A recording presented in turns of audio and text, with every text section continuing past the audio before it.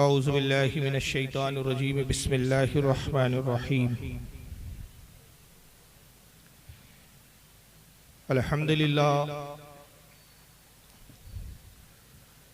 अल्हम्दुलिल्लाहि रब्बिल आलमीन वल आक़िबतु लिल मुत्तक़ीन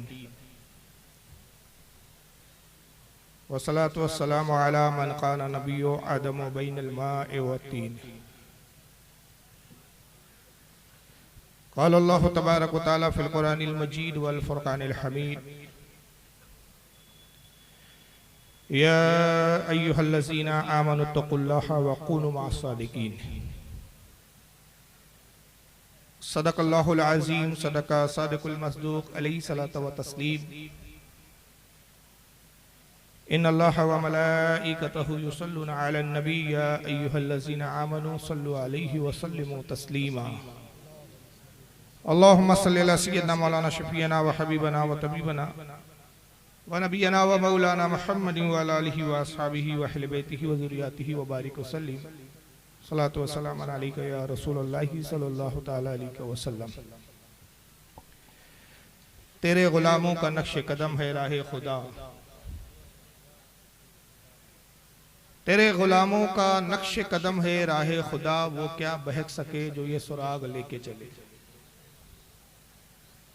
आज की ये बहुत ही अज़ीमुशान कॉन्फ्रेंस जो उर्से महबूबुल औलिया हज़रत दाता महबूब शाह वली अलैहि रहमत व रिज़वान उनके उर्स पाक के मौके पर मुनक्किद की गई है, जिसमें आप और हम सब शरीक हैं। और मुझसे कबल बेहतरीन आपने नातिया कलाम समात फरमाया जनाब असद इकबाल साहब से, उसके बाद एक बेहतरीन खिताब भी हुआ और इन सब पे सोने पे सुहागा हजरत नकीब अहले सुन्नत हजरत मौलाना मोहम्मद आसिफ रज़ा साहब मद्दज़िल्लहु आली, उनकी निज़ामत और नियाबत और बिलाशुबा बिला मुबालगा मैं याद करता हूँ कि इस वक्त हिंदुस्तान में निज़ामत के हवाले से जो नाम हज़रत मौलाना आसिफ साहब किबला का है, बल्कि नाम ही नहीं बल्कि अभी मामला ये है कि लोग उनसे निज़ामत के आदाब, निज़ामत का तरीका, निज़ामत का ढंग सीखते हैं। इसमें कोई मुबालगा नहीं है। मैंने बहुत जलसों में देखा है कि कई लोग उनकी कॉपी करते हैं पूरी तरह, और अगर रूम में आप बैठे आवाज़ सुने तो कई बार मेरे साथ ऐसा हुआ है कि इतना हूबहू अंदाज लोग अपना लेते हैं। अच्छों की नकल भी अच्छी होती है, मैं इसको बतौर मजम्मत नहीं तारीफी अंदाज में बयान कर रहा हूँ। ये खूबी है कि किसी को अंदाज को आदमी तभी अपनाता है जब उससे मुतासिर होता है। तो रूम में मैं बैठा हूँ, आवाज़ आती है तो मैं कई बार पूछता हूँ बानिया ने जलसा से, क्या आसिफ प्रताप गढ़ी आए हुए हैं? कहते नहीं वो नहीं है साहब, फुला है। अरे मैं कहा आवाज़ तो बिल्कुल वैसी लग रही है, अंदाज भी वही है। तो लोग कॉपी करते हैं बाकायदा। तो यकीनन ये आला हज़रत का फैज़ है, हुदूद ताजु शरिया का उन पर फैज़ है। जहाँ तक मेरा गुमान है ताजु शरिया से ही मुरीद है शायद, है ना? हाँ, तो ये पीरो मुर्शिद का उन पर फैज़ व करम है। बहरहाल मैं ममनून और मशकूर हूँ यहाँ के उलमाए अहले सुन्नत का, बिलखुसूस मौलाना शौकत साहब किबला का, शौकत अली साहब का कि जिन्होंने मदू किया, मौलाना महबूब साहब का, और दीगर उलमा जितने हैं सबका नाम लूँगा, इसी में वक्त जाएगा क्योंकि किसी भी सूरत में 2:30 बजे या 2:45 बजे मुझे यहाँ से निकलना है, क्योंकि कलकत्ता से मुझे फ़्लाइट पकड़नी है, तो ज़्यादा वक्त नहीं है। बहरहाल बहुत मुख्तसर वक्त में ज़्यादा बातें करने की का मैं अभी इस वक्त इरादा रखता हूँ, लिहाजा तमहीद को अब ज़्यादा लंबी ना करते हुए बिल्कुल अपने मौजू पर आता हूँ कि हम हज़रत महबूबुल औलिया का उर्स पाक मना रहे हैं। और ये जो उर्स की तकरीब हम बुजुर्गान दीन के मनाते हैं, इसके ताल्लुक से हमारे क्या एतकादात है, क्या नज़रियात है, इंशाअल्लाह कुछ लोगों के जब मैं एतराज़ दिखाऊंगा तो साथ में जवाब भी आते जाएंगे। मैं सिर्फ इतना बता दूं कि रब तबारक व तआला को 2 चीज़ें बड़ी पसंद है, बल्कि अगर पूरे इस्लाम का निचोड़ में समेट दूं तो 2 चीज़ों में इस्लाम पूरा समेट के आ जाता है। एक है रब तबारक व तआला को अपनी तौहीद के साथ अपनी इबादत करना, यानी बंदे का अल्लाह की इबादत करना अल्लाह को बड़ा पसंद है। और दूसरा अल्लाह के जो महबूब है उनसे मोहब्बत, उनकी ताज़ीम और इज्जत और उनकी शान और शौकत का एतराफ़। ये कुल इस्लाम का निचोड़ है। और इन दोनों में अगर फिर तकाबुल करें कि अल्लाह को अपनी इबादत ज़्यादा पसंद है या अपने महबूबों का अदब और एहतराम और उनसे मोहब्बत, तो अगर मैं इस पर गुफ्तगू करूँ, दलाइल दूँ तो रात छोटी पड़ जाएंगी। लेकिन मुझ पर एतमाद करें आप, और मैं बड़ी जिम्मेदारी से कहता हूँ कि इबादत के मुकाबले में अपने महबूबों की ताज़ीम और अदब अल्लाह को ज़्यादा महबूब है। और इसके लिए सिर्फ एक छोटी सी बात कर दूं, अगर फैलाऊं तो रात ना काफी है, और मुख्तसर करूं तो इतनी कि इबादत गुजार एक और भी हमने देखा है। 90 करोड़ साल इबादत की उसने, सिर्फ आदम अलैहिस्सलाम जो अल्लाह के महबूब थे, ताज़ीम नहीं की, पूरी इबादत मुंह पे मारकर फेंक दी। तो पता चला कि रब को अपनी इबादत महबूब उतनी नहीं है। ये तो हमारी जरूरत है कि हम उसकी इबादत करें, उसको जरूरत नहीं है कि हम उसकी इबादत करें। अगर वो चीज पसंद करता है तो अपने महबूबों से मोहब्बत। और चूंकि औलिया का मतलब ही होता है दोस्त। कितने बदनसीब है जो कहते तो हैं कि हाँ फुला वली, या फिर कहते हैं इनको मानो मत, इनकी इज्जत की जरूरत नहीं, जहां से डायरेक्ट इस्लाम आया वहीं से बात करो, कुरान से बात करो, हदीस से बात करो, औलिया को बीच से हटा दो। हमने कहा जब तूने खुदा के दोस्तों को दरमियान से हटा दिया तो तेरी दोस्ती अल्लाह से कैसे होगी? जिनको अल्लाह अपना दोस्त फरमा रहा है, तू उनको दोस्त मानने के लिए तैयार नहीं, तो तेरा तो ईमान का भी अता पता नहीं है अभी। और तू सोचता है कि मैं अल्लाह का महबूब बन जाऊं, अल्लाह का जो है अजीज बन जाऊं और अल्लाह मुझे पसंद कर ले, तो ये नामुमकिन सी बात है। तो अल्लाह के जो औलिया होते हैं, अल्लाह ताला को अपने वलियों से बड़ी मोहब्बत होती है। मोहब्बत होती है इसीलिए उनको वली फरमाया है कि मेरे दोस्त है। और जब दोस्त बना लिया तो दोस्त क्या होता है, दोस्त की अहमियत क्या होती है? भाई जब किसी से काम निकालना हो तो हम देखते हैं कि भाई फुला साहब से काम निकालना है तो इनका करीबी दोस्त कौन है जिसके जरिए हम अपना काम निकाल लें। हम दोस्त तलाश करते हैं और उसको सिफारशी बनाकर अपने काम की जो है तकमील करते हैं। तो अगर अल्लाह की इनामात चाहिए, अल्लाह की नेमतें चाहिए, तो अल्लाह के दोस्तों से वाबस्तगी इख्तियार करनी पड़ेगी। अल्लाह के दोस्तों से हमें करीब होना पड़ेगा। और अगर आप अल्लाह के दोस्तों से करीब नहीं हुए, अब इसी को अगर बिदा, शिर्क और कुफ्र बताना शुरू कर दिया जाए, यानी जो ऐन इस्लाम है, जो अल्लाह की रजा का सबब है, वही अगर शिर्क हो जाए तो फिर तो अल्लाह ही मालिक है कि कौन सा इस्लाम पेश करे। यही वजह है कि हम अहले सुन्नत और जमात अल्लाह के दोस्तों से करीब होते हैं। और हम बहाने बनाते हैं कि कोई ऐसे तो बहाने हो कि अगर हम अपने दुनियावी मामलात में मशगूल हो जाए तो कम से कम उस बहाने से उस वली की बारगाह में हाजिर होने का मौका मिल जाए। उन्हीं बहानों में से एक उर्स की तकारीब होती है कि अगर ये उर्स खत्म कर दिए जाए तो फिर लोग सालों बाद औलिया की तरफ तवज्जो नहीं देते। लेकिन ये एक ऐसे मौके होते हैं कि लोग फ्यूज की तलब में उर्स के मौके पर उस बुजुर्गान दीन की जो है कुर्बत को इख्तियार करते हैं, उनकी बारगाह में हाजिर होते हैं। लेकिन जैसा कि मैंने अर्ज किया कि अब इसी को शिर्क कहा जा रहा है। इसके हवाले से एक बहुत बड़े स्कॉलर गुजरे हैं और मुझे पता है कि यहाँ पर बंगाल में उनको एक ज़माने में बड़ा पसंद किया जाता था। अब ये अलग बात है कि वो इस वक्त जो है मुल्क बदर हो चुके हैं या वो खुद ही फरार हो चुके हैं। मेरा इशारा आप समझ गए होंगे, जाकिर नाइक साहब। तो इनकी जरा आप बेअदबी का अंदाज देखिए। असल में होता क्या है कि लोग मजमे से मरूब होते हैं, कभी लिबास से मरूब होते हैं, कभी बोलचाल से मरूब होते हैं। अच्छी इंग्लिश बोलते हैं तो लोग समझते बहुत काबिल है, कोट और टाई पहनते हैं तो लोग समझते हैं कि बहुत पढ़े लिखे हैं। मैं हमेशा कहता हूं किसी गधे को अगर टाई और कोट पहना दो तो उससे काबिल नहीं हो जाता। और अगर हमारे अहले सुन्नत का कोई आलिम दीन इल्म का कोहे हिमालय हो, सादा लिबास में बैठा है तो उससे वो जाहिल और अनपढ़ नहीं हो जाता। आदमी जब तक बोलता नहीं है ऐब हुनर खुलते नहीं है।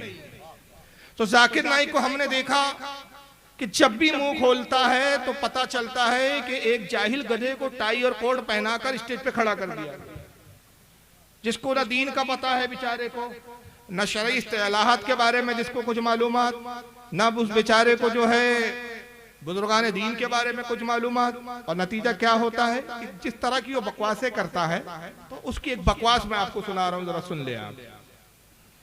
मज़ार को पूजना गलत है, हराम है। मैं जानता हूँ कि कई मुसलमान अनजाने में इनकी कमजोरी की वजह से वो मज़ार पे जाते हैं। और मेरा ये कहना है कि बहुत सा कल्चर जो है, ये कल्चर हमारे जिंदगी में आ जाता है और हमारे बाप दादा पहले कहीं ना कहीं हिंदू तो होंगे, तो हमारे बाप दादा जाते थे मंदिर, तो अभी जा रहे हैं मजार में, आस्ते आस्ते तब्दीली आ रही। अब देखिए मजार 3-4 इनकी जहालतें हैं। पहला कहते हैं मजार को पूजना गलत है। याद रखिए, इस फिरके की आदत होती है कि पहले एक झूठा इल्जाम गढ़ते हैं ये, और उसके बाद फिर ये सफाई देने बैठ जाते हैं। ये मैं खास पॉइंट की बात बता रहा हूं। जो चीज आप करते ही नहीं पहले वो गढ़ेंगे। मसलन आपने कभी चोरी की नहीं, मगर कहेंगे चोरी करना बुरा है। भाई हमें चोरी करने की बुराई पर कोई एतराज नहीं है, पहले ये तो बताओ चोर है कौन। आप चोर का पता नहीं बताते हो, चोरी की मजम्मतें सुना रहे हैं 2-2 घंटे। आप कहते हैं मजार को पूजना गलत है, तो ये भी तो बताइए कि मजार को पूजता कौन है। ये पूरा मजमा जो हजरत उर्स महबूबुल औलिया के इस उर्स पाक में हाजिर हुआ है, मैं बड़ी जिम्मेदारी से कहता हूं, एक भी शख्स ऐसा नहीं मिलेगा जो खड़े होकर कहे कि हाँ मैं मजार को पूज कर आ रहा। अभी सरकार गरीब नवाज का उर्स पाक चल रहा है, ये पूरा महीना ही हुजूर गरीब नवाज का है। लोग हाजिर हुए, मैंने किसी को नहीं देखा कि बारगाह गरीब नवाज में कोई गया और गरीब नवाज की मजार की पूजा शुरू कर दी और कहना शुरू कर दिया ओम नमो नमो मोइनुद्दीन चिश्ती, आरती उतार रहा हो, घंटा बजा रहा हो। हमने तो नहीं देखा भाई। हाँ, एक चीज देखा है जिससे इन बेचारों को गलतफहमी हो जाती है। वो अक्सर होता है कि बाज अवाम में से या बाज उलमा भी कह लें कि मजार को चूम लेते, चादर को चूम लेते। ये चूमने को पूजना कहते हैं। चूमना और पूजना, और चूमने और पूजने में बेचारों को फर्क नहीं मालूम। ये तो बहुत छोटी बात है मैं अगर ये कहूं कि मजार को चूमना। हालांकि देखिए, इस बारे में वाज़े में हुक्म बयान कर दूं, उलमा के दरमियान इस पर इख्तलाफ है कि चूमना जायज है या खिलाफ अदब है। नाजायज और हराम पर मामला नहीं है। किसी हमारे अहले सुन्नत के आलिम ने चूमने को हराम नहीं कहा, किसी हमारे अहले सुन्नत के आलिम ने इसको नाजायज नहीं कहा। हाँ, अदब के खिलाफ है, खिलाफ औला है या खिलाफ औला नहीं है, इस पर गुफ्तगू है। आला हज़रत फाज़िल बरेलवी चूंकि बड़े बाअदब वाक़े हुए हैं, वो कहते हैं कि मेरा फतवा तो ये है कि मजार से 4 हाथ दूरी पर खड़े रहो, यही बेहतर है। और उसको अगर मैं कहूं कि गोया आला हज़रत की जबान में आला कह रहे हैं कि भाई एक बहुत बड़े बुजुर्ग की बारगाह में आप खड़े हैं, तो अदब यह है कि दूर खड़े रहो। या मैं कहूं, अब ये आला हज़रत नहीं कह रहे, मैं कहूं कि अगर मैं नहीं चूमता, मैं कभी चूम भी लेता हूं, कभी नहीं भी चूमता हूं। कभी चूमता इसलिए हूं कि किसी को चिढ़ाना हो तो, हाँ मेरा मामला है, और कभी इसलिए नहीं चूमता हूं कि आला हज़रत के फतवे पर भी अमल हो जाए। और मुझे एहसास होता है कि मेरे लब ये इतने गुनाहगार लब, ये इतना गलत जुमले बोल जाते हैं, इतनी बातें ऐसी कर जाते हैं जो खिलाफ वाक़े होती है, ये लब इस लायक नहीं कि उस मुकद्दस वली की चौकट से मसो। ये अदब का मामला है। जायज और नाजायज की बहस नहीं है। अगर चूमने की तुम बात करो तो हम हदीसें दिखाएंगे। मैं अगर हदीसें पढ़ूं, मैंने कहा वक्त कम है, वरना एक एक बात पे खुदा ही कसम एक एक हदीस और उसके कई कई हवाले होते हैं मेरे पास। इतने हवाले होते हैं कि इनके बाप ने उन किताबों के नाम नहीं सुने जो मेरी लाइब्रेरी में है। अगर जो लोग मेरी तकरीरें, हॉल वाली तकरीरें सुनते हैं, उन्होंने देखा है, वो सुनते हैं जो लोग रेगुलर सुनते हैं। हॉल की तकरीरें जो मेरी होती है, मखसूस मैं अपनी लाइब्रेरी में बैठ के किसी खास मौजू पर जब मैं खिताब करता हूँ तो एक एक हदीस पर 20-20, 30-30, 40-40 किताबों के हवाले देता हूँ। क्यों किताबें लाद दो तो ये मर जाए। सिर्फ एक हदीस सुना दूं, इमाम हाकिम ने अल-मुस्तदरक में लाया कि हजरत अबू अय्यूब अंसारी रज़ियल्लाहु ताला अन्हु रसूलुल्लाह के रोजे को बोसा देते थे, और जब एक मरतबा वो रसूलुल्लाह के रोजे को बोसा दे रहे तो उस वक्त का एक बहुत बड़ा वहाबी मरवान इब्न हकम आता है, और उसने आके कहा कि शख्स क्या कर रहा है तू। मतलब उसका जुमला यही था कि शिर्क कर रहा है या बिदअत कर रहा है, शिर्क और बिदअत रसूल की मज़ार के साथ। कहा कि तू क्या कर रहा है, ये क्यों रसूलुल्लाह के कब्र पे अपने सर को झुका के रखा हुआ है। तो हज़रत अबू अय्यूब अंसारी रज़ियल्लाहु ताला ने सर उठाया और इरशाद फरमाया, नाम हाँ मैं जानता हूँ मैं क्या कर रहा हूँ। जी तो रसूलुल्लाह सल्लल्लाहु अलैहि वसल्लम वलम आतिल हजर, मैं रसूलुल्लाह की बारगाह में मुलाकात के लिए आया हूँ, किसी पत्थर के ढेर के पास नहीं आया हूँ। तू जाहिल हमें सहाबी रसूल को बताएगा शिर्क और उसका फर्क क्या होता है, तौहीद का फर्क। हम जानते हैं कि हम क्या कर रहे हैं। और यही हजरत अब्दुल्ला इब्ने उमर रदियल्लाहु ताला अन्हु, इसको इब्ने तैमिया ने भी अपनी किताब अल वसीला में लिखा है। और अगर हमारे अहले सुन्नत के उलमा की बयान करूं तो लंबी फहरिस्त है कि इस हदीस को कितने कितने मुहद्दिसीन ने लिखा है, मगर इब्ने तैमिया के इनके घर का मैं हवाला दे रहा हूं कि इब्ने तैमिया ने किताब अल वसीला में लिखा कि हजरत अब्दुल्ला इब्ने उमर रदियल्लाहु ताला अन्हु की ये आदत करीमा थी कि जब आप सफर पर निकलते तो रोज़े रसूल पर पहले हाजिर होते, हुजूर की बारगाह में हाजिर होकर बड़े अदब से सलाम करते, अस्सलाम वालेकुम या रसूल अल्लाह। देखिए जवाब भी आ रहा है, कहता है मैं जानता हूं कि कुछ लोग गलती की बुनियाद पर, जहालत की बुनियाद पर, कम इल्मी की बुनियाद पर कब्रों पर जाते हैं और ये सहाबा का अमल है कि रसूल के रोजे पर हाजिर हो रहे हैं। हजरत अबू अय्यूब अंसारी हाजिर होते हैं, अब्दुल्ला इब्ने उमर हाजिर होते हैं, हुजूर के रोजे के करीब आते हैं, कहते हैं अस्सलाम वालेकुम या रसूलल्लाह। हज़रत अबू बकर सिद्दीक की कब्र मुबारक के करीब आते कहते अस्सलाम वालेकुम या अमीरुल मोमिनीन अबा बकरीन। फिर हज़रत उमर अपने वालिद की कब्र के पास आते कहते अस्सलाम वालेकुम या अबा, ऐ वालिद साहब आप पे सलाम हो। और रावी हदीस अब्दुर्रहमान कहते, अब्दुर्रहमान अल कारी, वो फरमाते मैंने एक बार नहीं, दो बार नहीं, बारहा हमेशा देखा कि हुजूर की कब्र पर, वालिद की कब्र पर, अबू बकर सिद्दीक की कब्र पर सलाम करने के बाद मस्जिद नबवी के उस मिंबर के पास आते जिस पे सरकार जलवागर होते और उस मिंबर पे बोसा देते। पूछता कोई कि आप क्या कर रहे, कहा जानते नहीं इस पे रसूलुल्लाह का जिस्म अथर लगा है, इसलिए मैं इसे चूम रहा हूं। ये चूमने को पूजना कहते हैं बेचारे, यानी जो रसूल से करीब रहे वो तौहीद को और शिर्क के इम्तियाज और फर्क को ना समझ सके। ये जाकिर नाइक साहब टाई पहन के गधे साहब आप समझ रहे हैं। तो चूमना और होता है और पूजना, और खुदा की कसम कोई सुन्नी किसी मजार को पूजता नहीं। हम मजारों का अदब करते हैं, एहतराम करते हैं, और यह एहतराम इसलिए करते हैं कि रसूलुल्लाह ने हमें एहतराम करने का हुक्म दिया है। सुनाने अबू दाऊद की हदीस है, हज़रत इब्ने हज़म, अब्दुल्लाह इब्ने हज़म कहते हैं मैं एक कब्र से टेक लगा के बैठा था, हुजूर ने देखा और जलाल में फरमाया इब्ने हज़म हट, ना तू साहिब कब्र को तकलीफ दे, ना साहिब कब्र तुझे तकलीफ दे। अर्ज़ किया या रसूलल्लाह क्या इस तरह भी साहिब कब्र को तकलीफ होती है? फरमाया ऐसे ही तकलीफ होती है जैसे किसी जिंदा को तकलीफ होती है। कब्रों के अदब का हुक्म दिया गया है। हज़रत अबू हुरैरा कहते हैं कि मेरे नजदीक ये आसान है कि मैं तलवार पर चलकर गुजर जाऊं, ये आसान है कि मैं आग के शोलों पर नंगे पैर गुजर जाऊं, मगर उससे कई गुना ये मेरे नजदीक ज्यादा शदीद है कि मैं किसी मोमिन की कब्र पर पैर रख दूं। क्यों भाई, कब्री पे पैर रखने से क्या आपको तकलीफ है? मिट्टी का तो ढेर है आखिर। नहीं, उन्होंने बता दिया 1400 साल पहले अकीदा। अब हज़रत अबू अय्यूब अंसारी ने वाज़े लफ्जों में कहा कि वलम आतिल हजर, मैं पत्थर के ढेर के पास नहीं आया हूँ। उनकी निगाह देख रही थी आने वाले जमाने में एक ऐसा बदबख्त आएगा जो तक़वतुल ईमान नाम की किताब लिखकर हुजूर की कब्र को मिट्टी का ढेर कहेंगा मरकर मिट्टी में मिल गए माँ। तो अंदाजा लगाइए, जाकिर नाइक को आप स्कॉलर समझते हैं, और हालत यह है कि उसके बाद फिर दूसरी चाहलत की उन्होंने कहा मैं जानता हूं कि कल्चर जब आपस में मिक्सअप हो जाता है। देखिए जुमले यही थे ना कि बार बार दिखाऊं, फिर याद रखिए जुमलों को जब मैं वीडियो दिखाऊं। कहा कि हमारा जो कल्चर है मिक्स हो जाता है। हमारे बाप दादा पहले कहीं ना कहीं तो हिंदू थे, माफ करना हमारे बाप दादा हिंदू थे। हो सकता है कि मेरे बाप दादा गरीब नवाज के हाथ पर इस्लाम कबूल करे हो, दाता बख्श लाहौरी के हाथ पर इस्लाम कबूल करे हो। अरे हमारा इस्लाम तो इतना पुख्ता, इतना मुस्तहकम और इतना अजीज है कि दुनिया में जितने इलाकों में मुबल्लिगीन गए, सहाबा गए तबलीग के लिए, ताबईन गए तबलीग के लिए, तबे ताबईन गए तबलीग के लिए, औलिया गए तबलीग के लिए, जिन जिन इलाकों में जो जाने वाले मुबल्लिगीन तबलीग के लिए गए अपनी मर्जी से गए। लेकिन हमारा ईमान हुआ है कि जो रसूल को पसंद था कि कोई आने वाला जब ईमान देने आया तो वो खुद अपनी मर्जी से नहीं आया, आका ने भेजा। जाओ मोइनुद्दीन, हिंदुस्तान के लोगों का ईमान मुझे बहुत पसंद है, जाओ इस्लाम फैलाओ, जाओ इस्लाम की तबलीग करो। तो हमारा इस्लाम वो है कि जिसको इस्लाम के साथ भेजा गया, जिसने इस्लाम में हमें दाखिल किया, हमारे इस्लाम पर, हमारी सुन्नियत पर, हमारे इत्तेकाद पर कोई रसूलुल्लाह की मोहर लगी हुई है।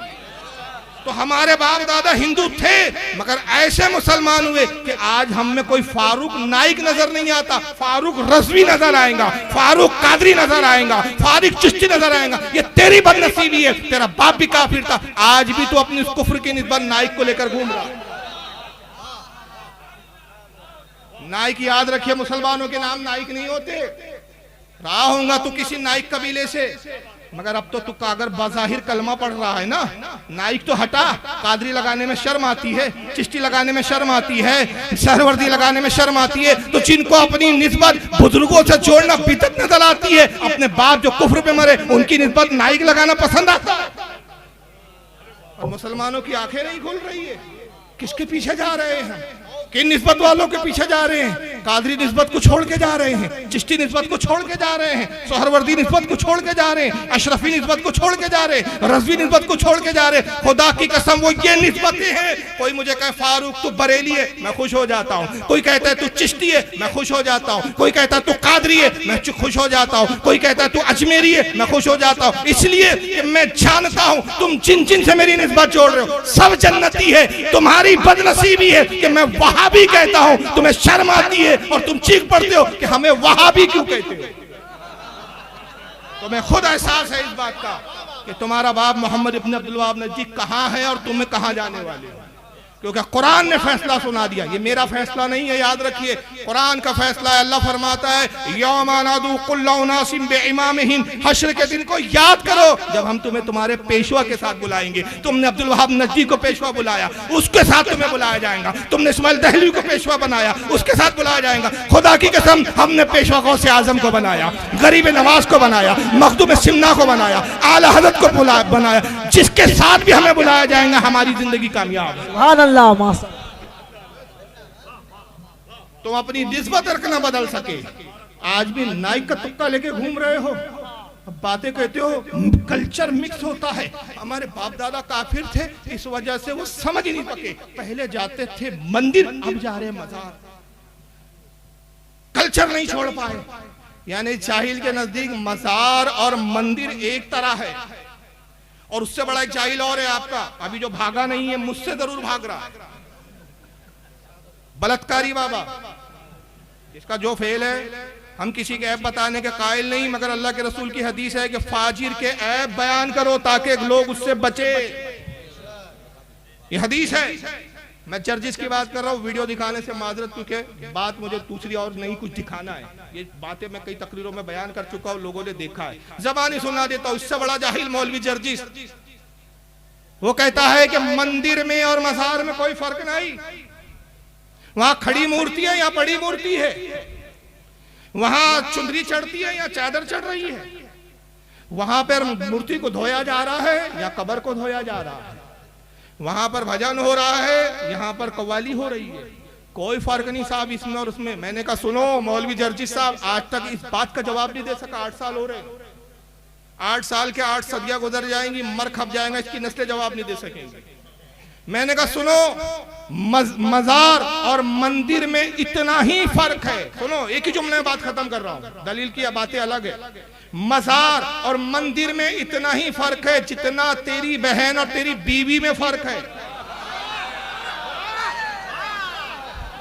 औरत दोनों हैं, मगर एक के पास जाना हलाल है, दूसरी के पास जाना हरामकारी है देखने में एक ही। तो वहां पर अगर चाहते हो, मैं नाम नहीं लूंगा, हिंदुस्तान की फिजा बड़ी टाइट हो गई है।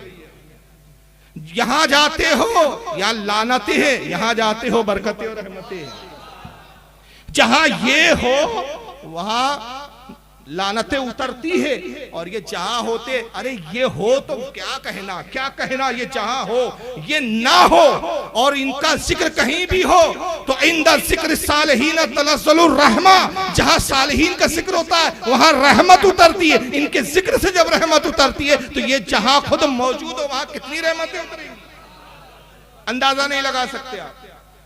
मगर जर्जी साहब और इनका देख लीजिए, महराज रब क्या नाम है, नाइक साहब का, दोनों कहते हैं कि साहब पहले जाते थे मंदिर बाप दादा, अब जा रहे हैं मजार। और मैं जानता हूं कल्चर मिक्स हो जाता है, तो जब कल्चर मिक्स हो जाए तो जाना नहीं चाहिए फिर, क्योंकि शिर्क है। मजार को बनाना फिर जो है उन्होंने कह दिया साहब हराम है। मैं इसके जवाब में सिर्फ एक बात अर्ज करता हूं, मजार पर जाना शिर्क तो बहुत दूर की बात है, रसूलुल्लाह की सुन्नत है। और सुन्नत शिर्क हो सकती है, जो शिर्क खत्म करने आया हो उसका फेल शिर्क हो सकता है। जो तसव्वुर करे, मैं कहता हूं वो काफिर है। नबी शिर्क मिटाने आए हैं, शिर्क को फरोग देने नहीं आए। आका सल्लल्लाहु अलैहि वसल्लम की सुन्नत कैसी है? असहाबे बद्र की कब्रों पर, मज़ारों पर गए सरकार, असहाबे ओहद की कब्रों पर गए। अरे यहाँ तो गए, एक मौका तो वो था कि मैं हैरान हो गया कि या रसूलल्लाह इतना अहम मौका, वहां भी आप मज़ार पे जा रहे हैं। वो मौका था कि खुदा ने बुलवाया, यही मेराज का मौका है, यही रजब का मौका है, यही वो महीना है जब आका को बुलाया गया, यही रजबुल मुरज्जब। आका को अल्लाह ने बुलाया, हुजूर दीदारे खुदा के लिए जा रहे हैं। मगर एक मकाम पर हजरत जिब्रील रोक के कहते हैं कि या मोहम्मद ठहर जाइए, जिब्रील अल्लाह से मिलना है। मैं इसको यूं पेश करता हूं, अभी फिलहाल हुजूर ताजुश शरिया पर्दा फरमा गए, लेकिन अभी आप तस्वुर की दुनिया में जाए और समझे कि अभी हयात है, और हमारा अकीदा है कि हयात है, हर वली हर बुजुर्ग हयात होता है, लेकिन ज़ाहिरी हयात है। मान लीजिए कि वो मैं बंगाल आया और पता चला कि कुछ ही दूर पर, थोड़े ही 2-4 किलोमीटर दूर हुजूर ताजुश शरिया का कयाम है। उनको भी पता चला कि भाई फारूक रज़वी साहब बंगाल आए हुए, तो उन्होंने अपने खादिम को भेजा, कहा कि देखो फारूक मियाँ आए हुए, जाओ उनको इत्तला दो कि कुछ काम है, कुछ बातचीत करना है, कुछ मशवरा करना है, कुछ बातें सुनाना है, कुछ नसीहत करनी है, बुला लाओ। अब अंदाजा लगाइए, हुजूर ताजुश शरिया जैसी शख्सियत मुझे बुलाएंगी तो मेरे जाने की रफ्तार का आलम क्या होगा? बुलाने वाली शख्सियत बहुत अजीम, अल्लाह की बारगाह में जाना था, इसलिए तो बुराक लाई गई है कि रफ्तार तेज हो, ताखिर ना हो। अब मैं निकला हुजूर ताजुश शरीफ के मिलने के लिए, रास्ते में मौलाना शौकत अली साहब मिल गए, फारूक साहब रुकिए 10 मिनट बाद। मैं कहा नहीं अभी नहीं, वापसी में बात करूँ, अभी ताजुश शरीफ से मिलना। आगे बढ़े, मौलाना महबूब अली साहब मिल गए, मौलाना महबूब साहब ने कहा अरे फारूक साहब एक बात करनी है, रुकिए। मैं कहा नहीं भाई अभी नहीं, सारी बातें बाद में, खाना पीना नाश्ता सब बाद में। ताजुश शरिया ने बुलाया, ताखिर ना हो, मगर क्या बात है कि रसूलुल्लाह जाते हैं और जा रहे हैं तो रोक दिया जिब्रील ने, आते वक्त नहीं रोका, जाते वक्त रोका है, और रोक के कहा या रसूलुल्लाह मोहम्मद रुक जाइए। तो हुजूर ने इरशाद फरमाया, जिब्रील यहाँ क्यों रोकवाया? मैं तो अपने रब के दीदार का मुतलाशी हूँ, अपने रब के दीदार में मगन हूँ, उसी का मुतलाशी, उसी की तमन्ना में मैं सफर तेजी से कर रहा हूँ, यहाँ क्यों रुकवाया? कहा या रसूलल्लाह इसलिए रुक जाइए कि ये मूसा की कब्र ज़ियारत कर लीजिए।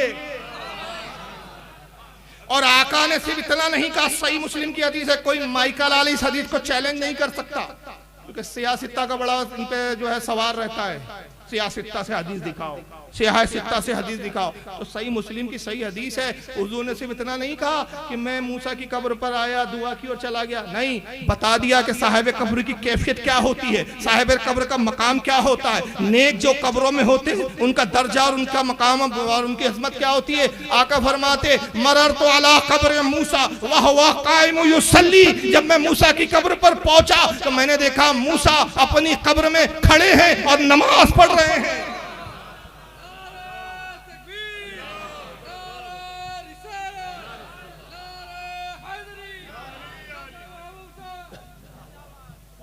तो बता दिया कि साहिब कब्र मुर्दा नहीं होते, जो उन्हें मुर्दा कहे उनके अकीदे मुर्दा हुआ करते हैं। साहिब कब्र अल्लाह के जो नेक होते हैं, औलिया होते हैं, अंबिया होते हैं, अपनी कब्रों में हयात होते हैं, नमाज पढ़ते हैं। और ये हद तवातुर तक पहुंची है ये रिवायत, हद तवातुर तक। इस पर मुस्तकिल एक रिसाला इमाम बहकी ने लिखा, और अल्हम्दुलिल्लाह मैंने उसको तखारिज के साथ का तर्जुमा किया, इंटरनेट पे रिसाला मौजूद है, जाके देख लो, उसका नाम है हयातुल अंबिया, नेट पे मौजूद है, मुस्तकिल छपा भी रज़ा अकेडमी ने छापा है। हयातुल अंबिया में हद तवातुर तक रिवायत है कि इमाम बहकी कहते हैं सिर्फ रसूलुल्लाह नहीं, सिर्फ खास मूसा की बात नहीं है, हर नबी की शान यह है कि अल अंबिया अहयाउन फी कुबूरिहिम युसल्लून, अंबिया अपनी कब्रों में जिंदा होते हैं और नमाज पढ़ते हैं, हर नबी की शान यही है।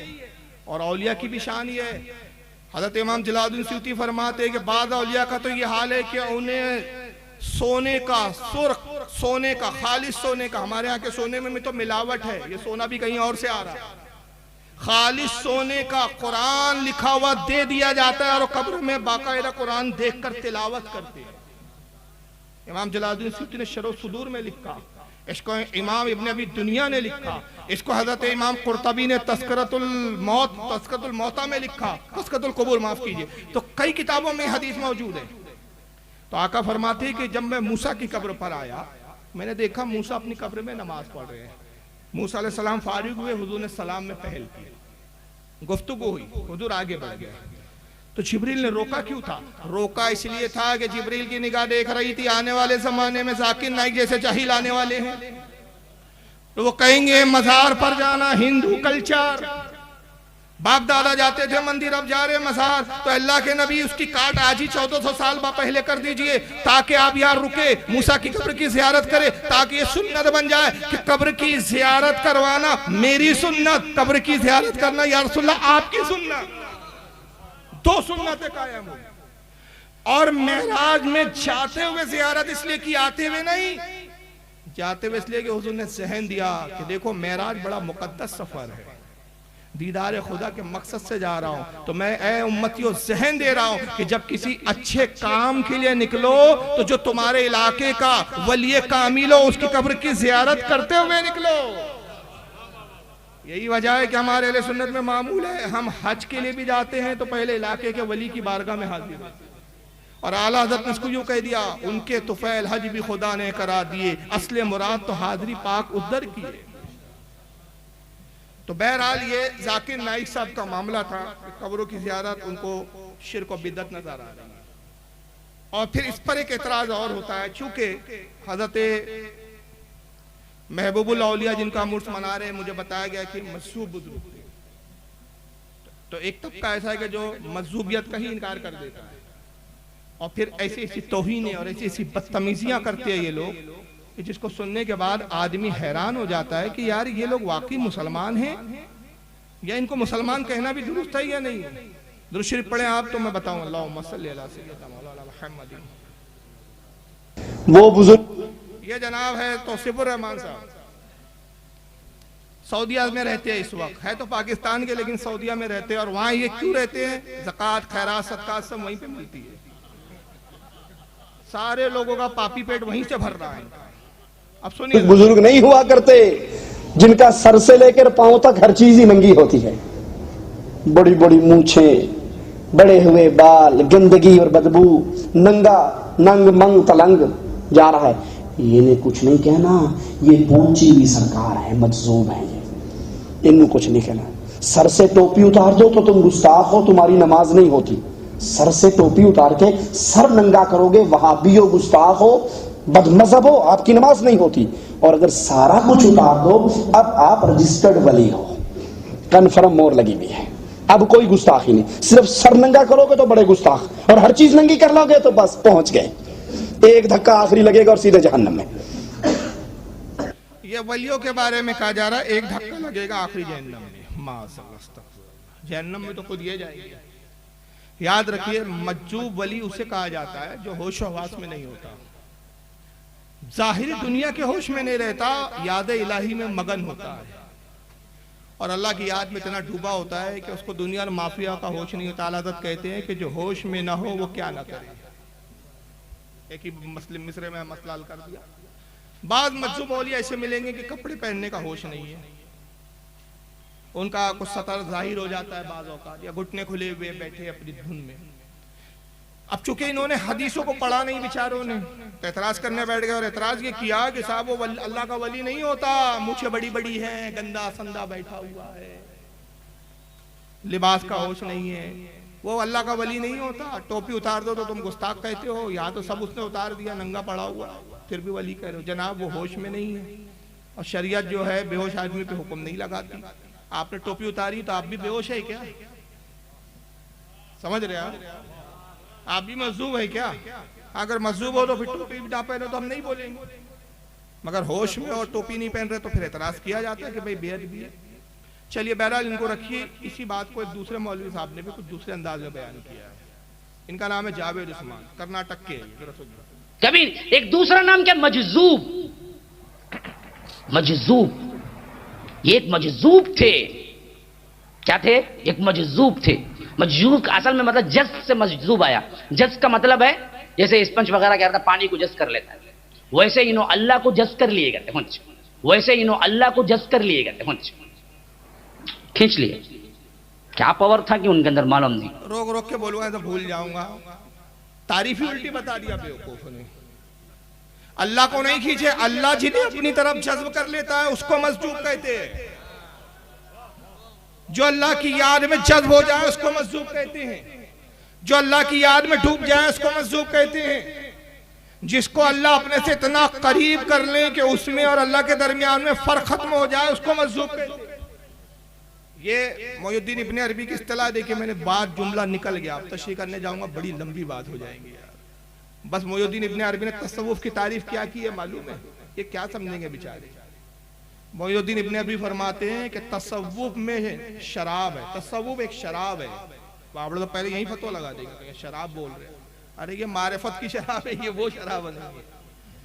तसव्वुफ में शराब है, जिसने ये पी उसको नशा चढ़ा, जिसको नशा चढ़ा वो डूब गया, जो डूब गया उसने पा लिया, जिसने पा लिया उसके और उसके महबूब में कोई फर्क ना रहा। अब इसकी तशरीह बड़ी लंबी है, बस इतना मैंने दलील के तौर पे बोल दिया क्योंकि एक जुमला निकल गया था। अल्लाह को जो अपने तरफ जज्ब कर ले वो नहीं, अल्लाह तो मादों से पाक, हुदूदों से पाक, लिमिट से पाक, जहतो सिमतों से पाक। अल्लाह जिन्हें अपनी तरफ जज्ब कर लेता है, जो अल्लाह की याद में डूब जाते हैं, जिनकी जातें अल्लाह की जात में फना हो जाती है, उसको मजजूब कहते हैं। तारीफ इन्होंने उल्टी बयान कर दी। अब उसके बाद आगे देखिए क्या मजाक उड़ाते हैं बुजुर्गों का। वैक्यूम क्लीनर में खींचने का पावर गिवर उसका डबल टिबल था कि क्या भला की मजजूब थे। इस बात से क्या नहीं बोलते ये लोग, वली वगैरह लफ्ज इस्तेमाल करते, मजजूब थे। वो मजजूब क्या, देखने को दीवाना छरंगा करते, लेकिन सब मालूम उसको, सब मालूम, देखने में दीवाना लेकिन सब मालूम। तो ये तारीफ में नहीं बोल रहे, आप सोच रहे होंगे तारीफ कर रहे हैं, बल्कि क्या है, ये मजाक उड़ाया जा रहा है। क्या कर रहे हैं ये, मजाक उड़ा रहे हैं। आइए मजजूब का जिक्र कहां है मैं बताता हूं आपको, सही मुस्लिम के अंदर है, देख लीजिए स्क्रीन पे, और इनके घर की छपी हुई दिखा रहा हूं। दारुस्सलाम सऊदी अरब रियाद का जो नुस्खा उसकी हदीस है। किताबुल बर्रे वस्सिलाती वल अदब, ये बाप का नाम है, इमाम मुस्लिम ने जो रखा, और इसके अंदर जो बाब लाया, ये किताब का नाम है, बाप का नाम है फज़्ल ज़ुफ़ाई वल खामिलीन। अब इसके अंदर देखिए हदीस क्या ला रहे हैं, हदीस का नंबर है 6577। अन अबी हुरैरा रज़ियल्लाहु अन्हु, अबू हुरैरा से रिवायत है, अन्ना रसूलुल्लाह सल्लल्लाहु अलैहि वसल्लम काला रुब्बा अशसा मदफुइन बिल अब्वाब।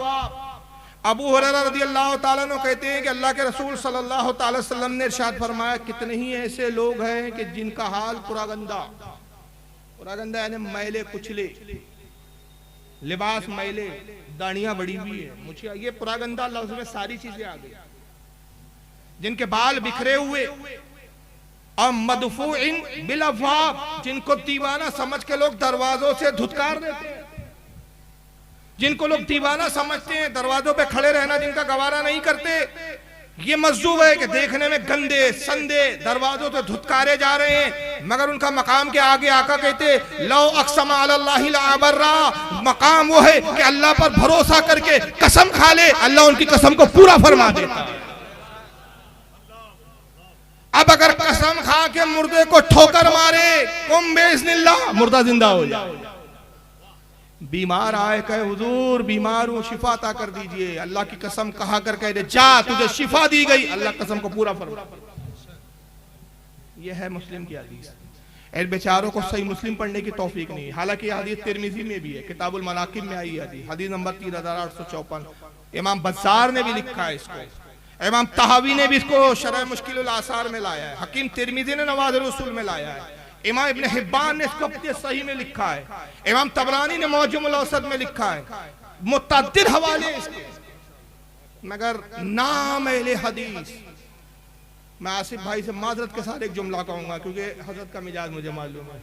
एक जलसे में हम थे, मैंने वहाँ काफी बहुत शिद्दत से रद्द किया, तो जलसे के बाद मुझसे कह रहे थे फारूक भाई आज थोड़ा अंदाज अलग था, और आप यार थोड़े पढ़े लिखे हो, मैं LLB भी किया हूँ, लायर भी हूँ, दुनियावी तालीम भी है, दीनी तालीम भी है, तो यार आज अंदाज कुछ और था। तो इसलिए मैं ये जो जुमला भी कहने जा रहा हूँ तो माजरत के साथ कि कोई ख्वाहिशा औरत, अब पता नहीं ये बंगाल वाले समझ रहे नहीं कि जुमला, कोई ख्वाहिशा औरत अपना नाम तकद्दुस बानो रख दे, बस अच्छी, इससे अच्छे अदब में नहीं बोल सकता हज़रत।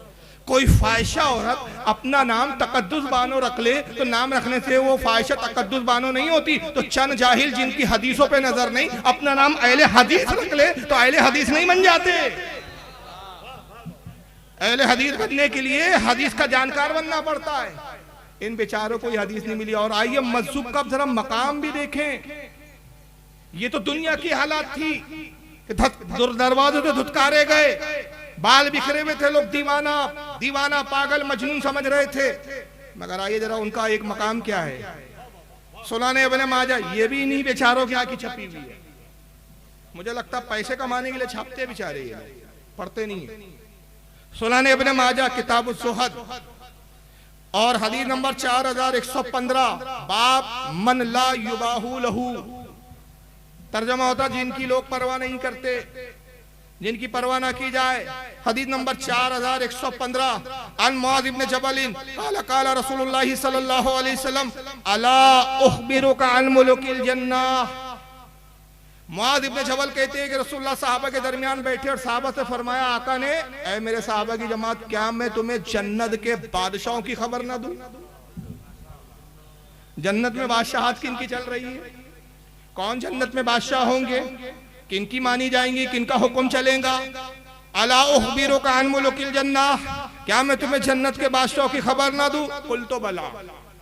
साहबा ने अर्ज़ किया, अल्लाह के नबी जरूर जरूर जन्नत के बादशाहों के बारे में बताया। काला रजुलुन ज़ईफ़ुन, कहा जन्नत के बादशाह वो होंगे कि दुनिया में तुम देखोगे तो ज़ईफ़, कमजोर, मुस्तज़अफ़ुन, नातवा, नातवा हड्डियां दिख रही है बदन, जिस्म का पेट धसा हुआ, ज़ुतिमरैन, लिबास फटे पुराने बोसीदा, लिबास पुराने बोसीदा, ला युबाहु लहू, जिनकी लोग परवाह नहीं करते, लोग दीवाना पागल मजनून समझते हैं। लो अक़समा अलल्लाहि ला बर्रा, मगर मकाम वही है कि अल्लाह पर एतमाद करके कसम खा ले, अल्लाह उनकी कसम को पूरा फरमाए। ये हदीस का शायद ये जुमले पे आपने तवज्जो नहीं दी, जन्नत के बादशाह। इस हदीस को समझाने के लिए बस एक छोटा सा वाकया बताऊंगा। बगदाद का माहौल है, हारून रशीद खलीफा वक्त है, बेगम जुबैदा के साथ सैर के लिए निकलते हैं। वक्त का एक दीवाना मजदूब रेत के टीले पर बैठा हुआ है, रेत की झोपड़ियां बना रहा है। दुनिया बहलुल दाना कहती है, नाम बहलुल दाना, हरकतें नादानों की तरह, ला युबाहु लहू, लोग परवाह नहीं करते, शहर से बाहर है। पूरी हदीस का जोग्राफिया उसी में आ गया।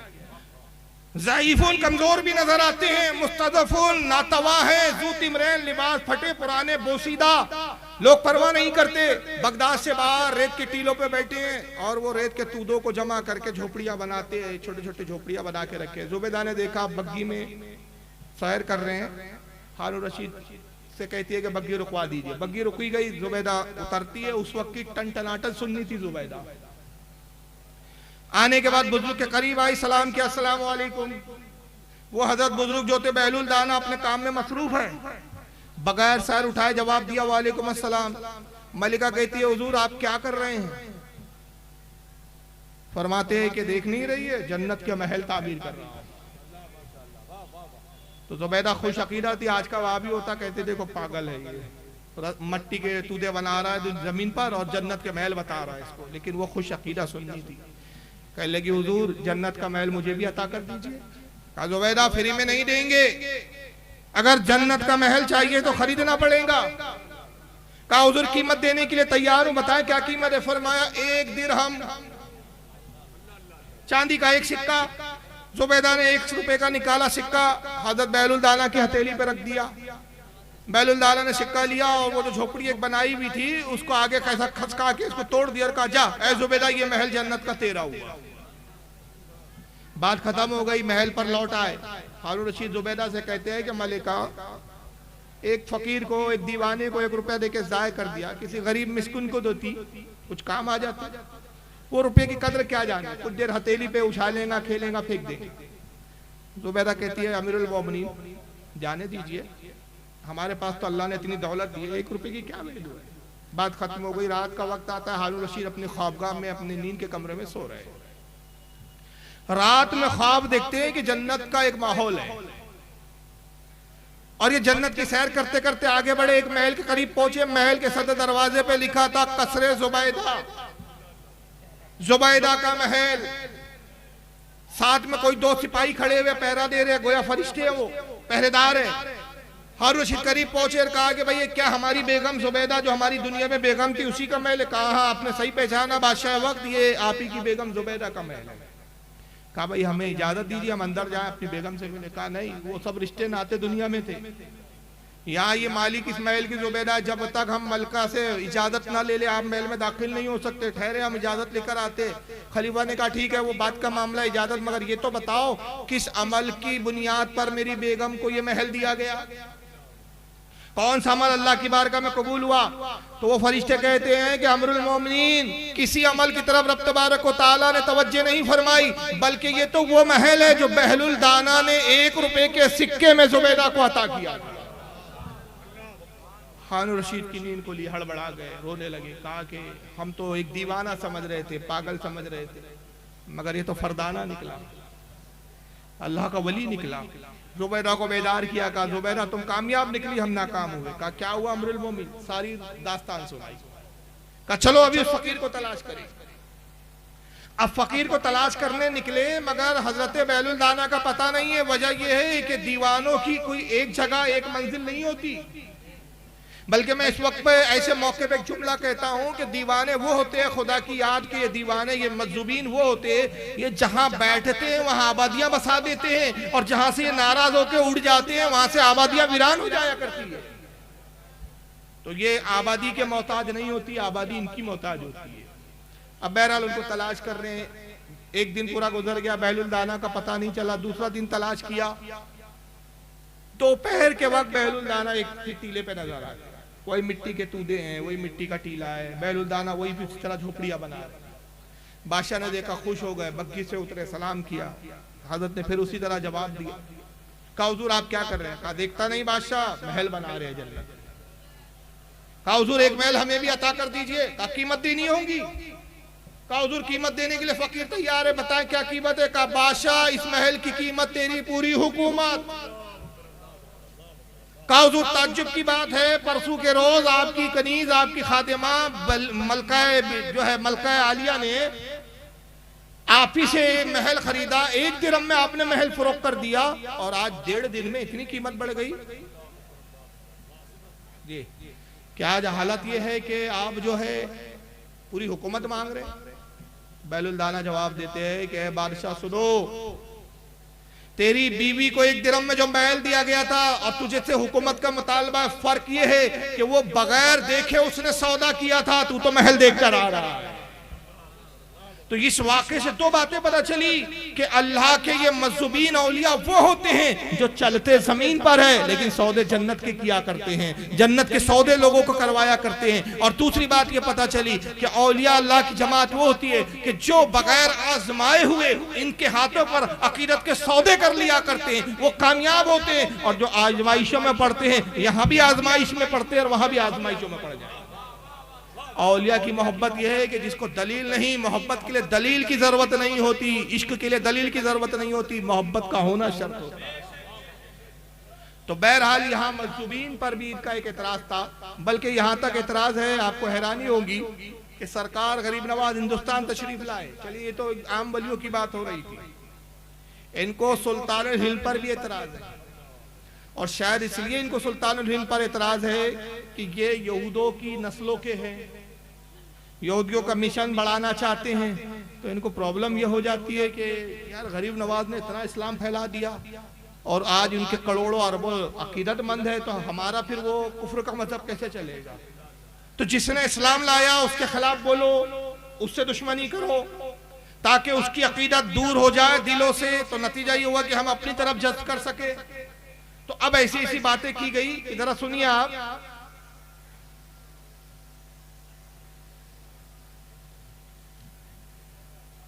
ये एक साहब है जलालुद्दीन, जो साबिक, एक मिनट, मौलाना जलालुद्दीन कासमी साहब है, जरा सुनिए इनको।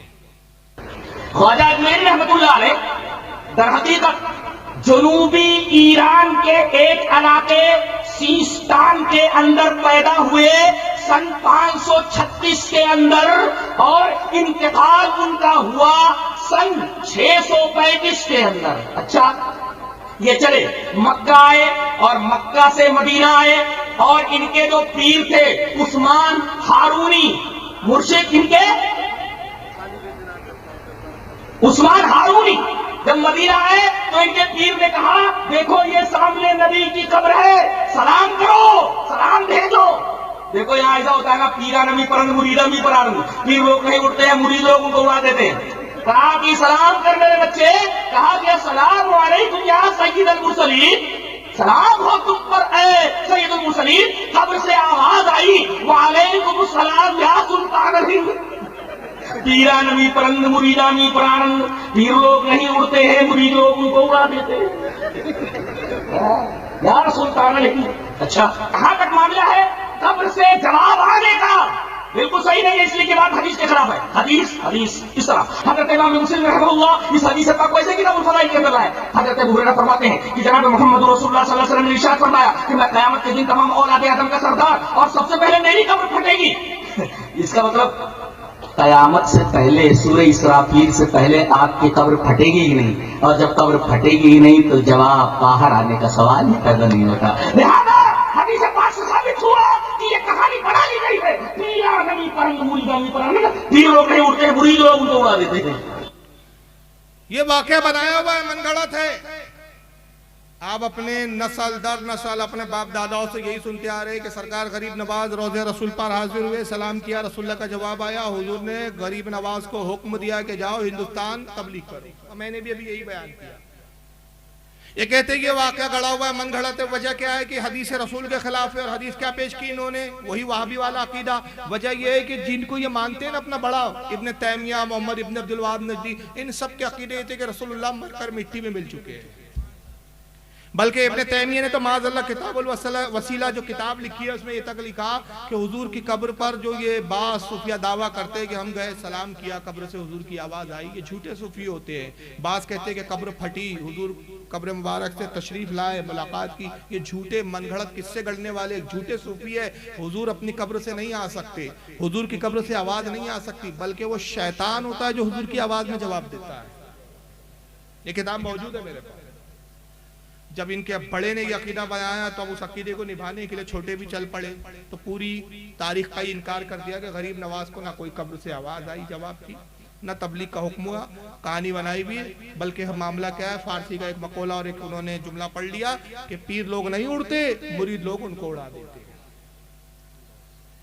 और फिर दलील क्या दी कि हदीस पाक में हुजूर फरमाते कयामत से पहले सबसे पहले मेरी कब्र फटेगी, मैं कब्र से बाहर आऊंगा, सबसे पहले मैं हश्र के मैदान में हाजिर होऊंगा। तो जब कब्र के फटेंगी आखिरत के वक्त कयामत के दिन, उससे पहले कब्र फटेंगे नहीं, तो उससे पहले जब कब्र नहीं फट सकती तो आवाज भी नहीं आ सकती। यानी मारे ईंट कहीं की ईंट कहीं का रोड़ा, भानवती ने कुंभा जोड़ा वाली बात है। मौलवी साहब वो एक मखसूस बात है, मखसूस ये है कि हुजूर सल्लल्लाहु अलैहि वसल्लम ये खुसूसियात अपनी बता रहे हैं कि कयामत के दिन तो सारे अव्वलीन और आखिरीन सारे मुर्दे उठाए जाएंगे, और उन तमाम मरने वालों में जो कब्र से उठेंगे सबसे पहले मैं अपनी कब्र से बाहर तशरीफ लाऊंगा। उससे ये कहीं उस हदीस से ये साबित ही नहीं होता है कि उससे पहले हुजूर कब्र से नहीं आ सकते या हुजूर की आवाज कब्र से बाहर नहीं आ सकती, ये नहीं साबित होता। बस एक रिवायत पे सुनाऊंगा, रिवायत बहुत सारी है लेकिन वक्त नहीं है। रिवायत क्या है? रिवायत ये है हजरत अली रजी अल्लाह ताला ने इस हदीस के रावी है। रावी कौन है? मौला कायनात। और हजरत अली कहते कि जब हजरत अबू बकर सिद्दीक के विसाल का वक्त आया तो अबू बकर सिद्दीक ने मुझे बुलाया और कहा कि अली मेरी वसीयत यह है कि जब मेरा इंतकाल हो जाए तो गुस्ल दिया जाए, कफन पहनाया जाए, और मेरी ख्वाहिश है कि रसूलुल्लाह के रोजे में मुझे दफन किया जाए, मगर हुजूर सल्लल्लाहु अलैहि वसल्लम से इसके लिए इजाजत तलब कर लेना। अगर इजाजत मिले तो दफन करना, इजाजत ना मिले तो दफन मत करना। हजरत अली फरमाते हमने वसीयत के मुताबिक वैसा ही अमल किया, गुस्ल दिया, नमाज जनाजा पढ़ाई गई और उसके बाद हम जनाजा लाए। हजरत अली कहते मैं वो पहला फर्द था जो सबसे आगे आया, हुजूर का रोज़ा रसूल का दरवाजा बंद था और आने के बाद मैंने रसूलुल्लाह की बारगाह में अर्ज किया, कुल तो या रसूलुल्लाह सल्लल्लाहु अलैहि वसल्लम हाजा अबू बकरिन मुस्ताजिन, कहा कि या रसूलुल्लाह ये अबू बकर सिद्दीक है, आपके रफीक गार है और आपकी कब्र पाक के पहलू में, आपके पहलू में दफन होने की इजाजत चाहते। मौला कायनात फरमाते फराअयतुल बाबा कद तफ्तहा, खुदा की कसम मैंने अपनी आंखों से देखा कि रोज़े रसूल का दरवाजा खुद ब खुद खुल गया। और अभी सिर्फ दरवाजा नहीं खुला, वह समीतो यकूल, और मैंने ये सुना कि आका की आवाज आई। आका इरशाद फरमा रहे थे अदखिलुल हबीबा इला हबीबिही, हबीब को हबीब से मिला दो। यह हदीस नहीं मिली इन बेचारों को। हालांकि इसको इमाम फखरुद्दीन राजी ने तफसीर कबीर में लिखा है, इब्न असाकिर ने तारीख दमिश्कुल कबीर में लिखा है, और अगर सूफिया की बात करूं तो मखदूम अशरफ जहांगीर सिमनानी ने लताइफ अशरफी में लिखा है, इमाम इब्न हजर अस्कलानी ने लिसानुल मीज़ान में लिखा है, अल्लामा सहवी ने इसको अपनी किताब जो है अल्लामा ज़हबी ने इसको अपनी किताब में लिखा है सिरारुल इलाम नुबाला में, इमाम बुरहानुद्दीन हलबी ने सीरतुल हलबिया में लिखा है, इमाम अब्दुर्रहमान जामी ने अपनी किताब नफातुल उन्स के अंदर लिखा है, इमाम सुयूती ने अल खसाइसुल कुबरा में लिखा है, शाह अब्दुल अजीज मुहद्दिस दहलवी ने इसको अपने फतावे अजीजिया में लिखा है, हत्ता के बड़े बड़े मुहद्दिसीन ने इसको अपनी अपनी किताबों में लिखा, मगर किसी किताब में इनको नहीं आया कि भाई जब अबू बकर सिद्दीक के लिए रसूलुल्लाह की आवाज आ सकती है तो गरीब नवाज के लिए आवाज क्यों नहीं आ सकती। लेकिन इनकार करना है असल में मकसद ये है, और इनकार करके सिर्फ ये तौहीन करना है कि नहीं साहब ऐसा कुछ हुआ ही नहीं, ये सब वो है, बल्कि यहाँ तक के कि नौज़ बिल्लाह तबलीग का जो मजाक है वो भी कैसे उड़ाया जाता है। अंदाजा लगाओ ये गरीब नवाज का मजाक नहीं उड़ाते, ये अल्लाह के वलियों का और दोस्तों का मजाक उड़ाते हैं। इस ताल्लुक से 3 मौलवियों को जरा देख लीजिए, और उसके बाद फिर मैं कुछ मुतालबे उसके हिसाब से बताकर मैं गुजर जाऊंगा। दुरूद शरीफ पढ़े आप, अल्लाहुम्मा सल्ली अला, अब जरा सुनिए सल्लल्लाहु तआला अलैहि वसल्लम। पहचानते हैं इन साहब को? एडवोकेट फैज साहब, जरा सुनिए इनकी जालत। तो ये 15 सहाबा, 15 नहीं चलिए एक ही मान लेते वो एक सहाबा थे, और मैं समझता हूँ एक सहाबी भी काफी है पूरे दुनिया के मुकाबले में। एक वलीउल्लाह जब पूरे हिंदुस्तान को कर सकते ही मशरफ ईमान के एक सलाम का तो 90 लाख और एक सलाम में 90 लाख, तो एक सहाबी तो 90 करोड़ और 90 करोड़ की ताकत रखता है, और एक नबी तो खाली ऐसा देख ले तो जितनी दुनिया तक इंसान ईमान में आ जाना चाहिए। लेकिन अफसोस अबू जहल आया ही नहीं आखिर तक, अफसोस की नजरों में बात नहीं थी जो हमारे वलियों में है कि 90 लाख इधर और 90 लाख इधर है ना। एक सलाम पे तो 90 लाख बोले, दूसरा 90 लाख। अबू जहल पड़ोसी रहा लेकिन बेचारा 9 साल 10 साल तक ईमान नहीं लाया, मर गया, मर खप गया जंगी जो बदर के अंदर। कैसे कैसे किस्से बयान करने वाले सुना। तो मैं समझता हूं कि अगर एक वली 90 करोड़ कर सकता, 90 लाख कर सकता है, तो एक सहाबी तो 90 करोड़ की ताकत रखता ही होगा, 10 टाइम्स तो ताकतवर होंगे ही उनसे। कुछ समझ में आई बात आपके? यहाँ पहले समझाना भी पड़ता है यार, थोड़ा सा मसला ये हो जाए। अरे हाँ या ना, कुछ समझ में आया क्या तांस है? इसको कहते हैं वहाबी। ये लड़ाकू औरत है जो ताने मारती है, जो होती है ना मोहल्ले बस्ती की तानाबाज औरत, और उसको जब कहो कि आओ पंचायत में बैठ, तो पंचायत में कभी नहीं बैठती वो।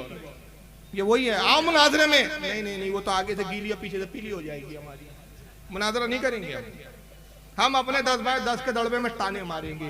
कहते हैं कि भाई हुजूर सल्लल्लाहु अलैहि वसल्लम के पड़ोस में अबू जहल था, ईमान नहीं लाया, और तुमने कैसे कैसे किस्से कर लिए कि गरीब नवाज ने इधर सलाम फेरा तो 90 लाख लोग ईमान लिया, इधर सलाम फेरा तो 90 लाख। मैंने कहा ना कि वहाबी पहले गढ़ता और फिर दिफा करता, जवाब देता है, तो लोगों को लगता है यार भाव यार वाकई सुन्नियों ने इस तरह किताबें में लिखा होगा, बेचारे कोट टाई पैंट में बोल रहे, गलत थोड़ी बोल रहे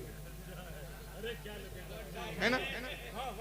लेकिन हमारे बेचारे भोले भाले सुन्नी को तौफीक ही नहीं होती कि पहले खुद अपने उलमा से पूछे कि क्या हमारा इस तरह का अकीदा है। अब इसको रखिए, यही बात एक दूसरे साहब ने थोड़ा दूसरे अंदाज में कही है, जरा सुनिए। महराज रब्बानी साहब, जर्जिस साहब, सुनिए। यह है बलात्कारी बाबू, और खवातीन देख रहे हो तो शायरा पहचान लो, इससे बच के रहना, बहुत बड़ा कमीना है। सीरत ख्वाजा पढ़ो ये अजमेरी, ये हाजी अली की दरगाह पे मिल जाएगी किताब। सीरत ख्वाजा पढ़ो ये अजमेरी, ये हाजी अली की दरगाह पे मिल जाएगी किताब। सीरत ख्वाजा पढ़ो, लिखा है कि ख्वाजा साहब जब हिंदुस्तान में आए तो एकदम इस्लाम की फैल गया, और इस्लाम ऐसा फैला कि जब वो नमाज पढ़ते थे तो दाएं तरफ सलाम फेरते थे तो 90,000 आदमी मुसलमान हो जाते थे, और बाएं तरफ सलाम फेरते थे तो 90,000 आदमी मुसलमान हो जाते थे। मैंने बहुत गौर किया कि 90,000 दाएं, 90,000 कितने हो गए? 1,80,000। सुन्नतें छोड़ दो, नफिल छोड़ दो, सिर्फ फर्ज ले लो, ज़ुहर असर मगरिब इशा तहज्जुद भी छोड़ दो, चलो 5 वक्त की नमाज में कितने हो गए भाई? 1,00,000 आप जो 1,80,000 एक टाइम में हो रहे हैं, 90,000 1,80,000, तो 1 पंचे 5 और 8 पंचे 40, 4 लाख, 5 और 4 कितने हो गए? 9 लाख। एक दिन में 9 लाख आदमी। ख्वाजा साहब की करामत देखो, एक दिन में कितने हो गए? 9 लाख। और मोहम्मद रसूलुल्लाह 13 साल पत्थर खाए, मक्के में पिटे, मार खाए, लोग मजबूर कर दे और निकले और हिजरत करके मदीना जाएं। तो इस 13 साल की कड़ी मेहनत में कितने लोग इस्लाम लाए। जब जंगे बद्र हुई तो सब जोड़े गए, बच्चे भी, बूढ़े भी, जवान भी। जब सब जोड़े गए तो लड़ने वालों की तादाद थी 313। मेरे भाइयों, ये 13 साल की मेहनत तो 313 या एक दिन में 9 लाख। ये पूरा कैलकुलेशन मीन मुंशी जी बैठ गए लेकर कि एक सलाम फेरा तो 90,000 इधर, दूसरा सलाम फेरा तो 90,000 इधर, 5 वक्त की नमाजें, इतने सलाम, उतनी लाख, एक दिन में 9 लाख, तो एक महीने में ये वगैरह वगैरह वगैरह। और फिर उसका तकाबुल सीधा कहाँ कर दिया कि रसूलुल्लाह सल्लल्लाहु अलैहि वसल्लम ने इतने पत्थर खाए, इतने जुल्म सितम बर्दाश्त किए, हुजूर की तबलीग पर इतने लोग ईमान नहीं लाए, मगर गरीब नवाज सलाम फेर रहे तो लाए। और किताब का नाम क्या है? अरे यार हवाला दिया ना बेचारे ने, हाँ? सीरत ख्वाजा पढ़िए, मिलती कहाँ है? हाजी अली पर। इस बेगैरत बेशर्म हिजड़े को, अब इससे अच्छे अल्फाज नहीं है मेरे पास ऐसों के लिए। आज 10 साल से बोल रहा हूं कि कौन सी किताब है, हमें तो दिखा कहां लिखा है। वो एडवोकेट फैज को बोल रहे किताब तो दिखा कहां लिखा है। पहले तुम मक्कारों मिंबर पर बैठ के, अव्वल तो तुम्हारा मिंबर भी नहीं है, मिंबर इबलीस पर बैठकर तुम अपने बाप की सुन्नत ऐसी अदा कर रहे हो कि तुम्हारा बाप इबलीस हैरान है कि इतना झूठ तो मैंने भी नहीं बोला था जितने मेरे बच्चे बोलते हैं। तुम वहां पर मसनद पर, अपने इबलीसी मसनद पर बैठकर तुम पहले किस्से गढ़ते हो, फिर सुन्नियों पे फिट करते हो, फिर उसके जवाब देते हो।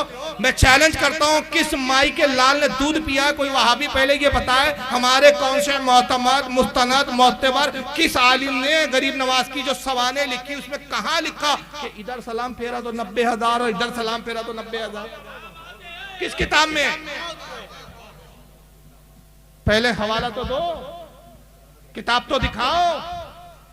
लेकिन मक्कारी क्या है? वहाबियत ऐसे पनप रही है, ये ऐसे मक्कारियों से वहाबियत, सुन्नी भोले सुन्नी के पास जाते हैं, ये मौलवी की तकरीर सुनाएगा भाबड़ा, देखो हमारे मौलाना ने तुम्हारे बारे में बोला है सुन्नियों के, देखो मोबाइल खोल के नेट पे चालू करके। अब बेचारा सुन रहा है, वो तो समझ रहा है भाई मिंबर पे बैठा है, टोपी लगी है, मौलाना है, इधर भी हजरत लगा है, उधर भी हफजुल्लाह लगा है, दो दो तुक्कों के बीच तो नाम लिखा हुआ है, टोपी है, अल्लामा है, मौलाना है, और चतुर्वेदी, और खुद ही बोलता है कि मुझे आजकल लोग चतुर्वेदी भी बोल रहे हैं, तो हरकतें ऐसी करेंगे तो चतुर्वेदी भी बोलेंगे। तो अब ये नाम अलकाबात, भाई मौलाना झूठ नहीं बोल सकता। उस बेचारे बोले सुन्नी को क्या मालूम कि जो वीडियो ये वहाबी मुझे गुमराह करने के लिए दिखा रहा है, ये इबलीस के मेंबर पे बैठ के झूठ गढ़ रहा है, हमारे किसी आलिम ने ऐसा लिखा ही नहीं। वो बेचारा कंफ्यूज हो जाता है, बोलता हो यार मौलाना बोल रहे सच है, कैसा कैसा लिख दिया यार बरेली के उलमाओं ने कि भाई इधर सलाम फेरा तो 90,000, इधर सलाम फेरा तो 90,000, एक नमाज में इतना, तो दो नमाज में इतना, 3 नमाज में इतना, रसूलुल्लाह की तबलीग पर तो इतने इस्लाम ही नहीं लाए यार, ये सब किससे है यार, गढ़ दिए। वो चला हो गया सुन्नियत से बज़न होकर वाबियत की तरफ। लेकिन सवाल यह है कि हमारे किसी आलिम ने ये बात, हमारे उलमा ने क्या लिखी कि गरीब नवाज ने जो कुल तबलीग का मिशन चलाया, कुल जो तबलीग की अपनी पूरी जिंदगी में एक तखमीना है, एक अंदाजा है कि 90 लाख लोग आपके हाथ पर इस्लाम कबूल करे। और वो 90 लाख लोग जो इस्लाम लाए वो सिर्फ हिंदुस्तान नहीं है। आप जब संजर से निकले तो बगदाद गए, वहां भी आपने दीन फैलाया। बगदाद से आप समरकंद आए, बुखारा है, आप वहां से होते हुए लाहौर होते हुए हिंदुस्तान आए, तो कई इलाकों में आपने सैरो सियाहत की और तबलीग करते रहे। तो ये कुल तबलीग पर जो आपके इस्लाम लाने वालों की तादाद है वो कुल है 90 लाख। सलाम फेरने पर नहीं है सिर्फ, समझ रहे हैं आप? ये बात को याद रखिए। और इस पर भी फिर एक एतराज किया जाता है, महराज रब्बानी ने एतराज किया, कहा कि हिंदुस्तान की आबादी उस वक्त क्या 90 लाख थी कि जो इस्लाम 90 लाख लोग ले आए? और अगर 90 लाख लोग ले आए तो फिर आज तो एक भी हिंदू नहीं होना चाहिए, एक भी गैर मुस्लिम नहीं होना चाहिए। बात देखे समझ में आती है। हाँ यार, गरीब नवाज के विशाल को आज 900 साल हो रहे हैं, और फिर तबलीग का पहले का कुछ और अरसा पकड़ लो, यानी 950 साल एक मोटा मोटा पकड़ ले आप। 950 साल पहले हिंदुस्तान की आबादी तो 90 लाख भी नहीं रही होंगी यार, तो 90 लाख लोग कैसे इस्लाम ले आए? ये महराज रब्बानी का इतराज दिया, वीडियो है इसका, अब उसका जवाब मैंने दिया है। तकरीर है मेरी, ख्वाजा के गुस्ताख उसका नाम है, नेट पे सुन लीजिएगा। जवाब यह है कि मैंने कहा इनकी जहालत यह है कि बेचारे ये आज का हिंदुस्तान का नक्शा देख के अंदाजा लगा रहे हैं।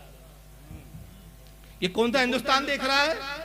वो आज का हिंदुस्तान जो 15 अगस्त के दिन लगा के सारे जहां से अच्छा हिंदुस्तान पढ़ा जा रहा है। ये गरीब नवाज के दौर का ये हिंदुस्तान नहीं है।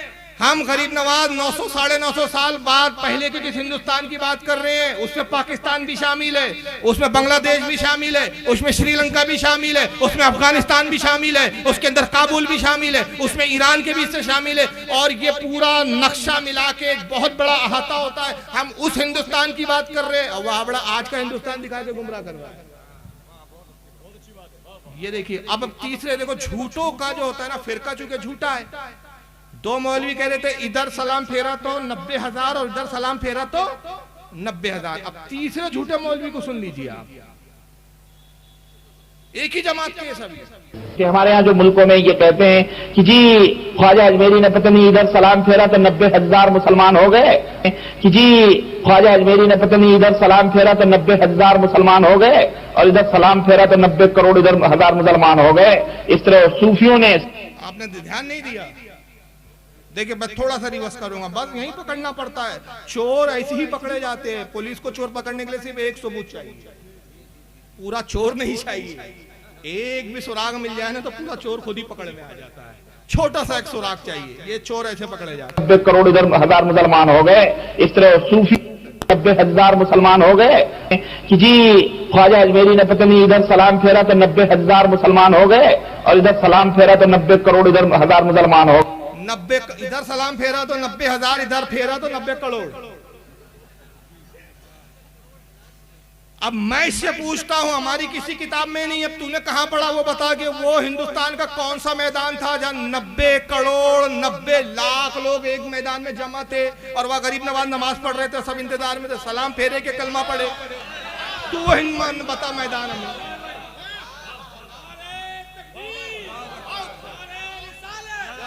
हमारी किताबों में नहीं है। तुम झूठे मक्कार, तुम्हारा फिरका झूठा।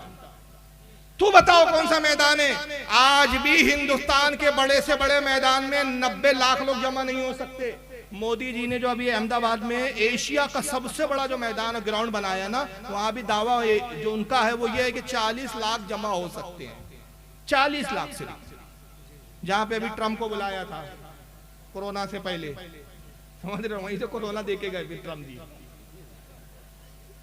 वो अपनी जय मोदी करा के गए ये, और ये वो अपना ट्रम्प करा के गए। अब की बार ट्रम्प सरकार, आपका भी चल रहा है ना ये सब। तो आज भी इतना बड़ा मैदान नहीं है। तो वो कौन सा मैदान था महराज रब्बानी साहब के 90 करोड़ इधर बैठे हुए थे, 90,000 ये बेचारे 90,000 बिरादरी से बाहर क्यों थे? ये 90 करोड़ के साथ मिलकर क्यों नहीं बैठे हुए थे? और इंतजार में गरीब नवाज बस बैठे हैं, सलाम फेरे इधर तो ये फट से कलमा पढ़े और इधर। तो हमारी कौन सी किताब में लिखा है भाइयों? नहीं लिखा है। अब मैं 3 झूठ दिखा देता हूं। दिखाना बहुत चाहता था, वक्त मुझे 3.5 घंटा चाहिए था, लेकिन अब क्या करें कि जलसे की मजबूरियां हैं कि और भी मुकर्रिरीन हैं और अभी अल्हम्दुलिल्लाह और भी शोरा को आपको सुनना है। लेकिन बस ये 3 झूठ मैं इसलिए सुनाता हूँ अक्सर जलसों में कि ये समझने के लिए इतना बड़ा सबूत है, इतना बड़ा सबूत है कि इसके बाद मैं कहता हूँ कि वहाबियत को समझने के लिए किसी तकरीर की हाजत ही नहीं है। आप दुरूद शरीफ पढ़े तो मैं निकालता हूँ जब तक। अल्लाहुम्मा सल्ली अला सय्यिदना मौलाना।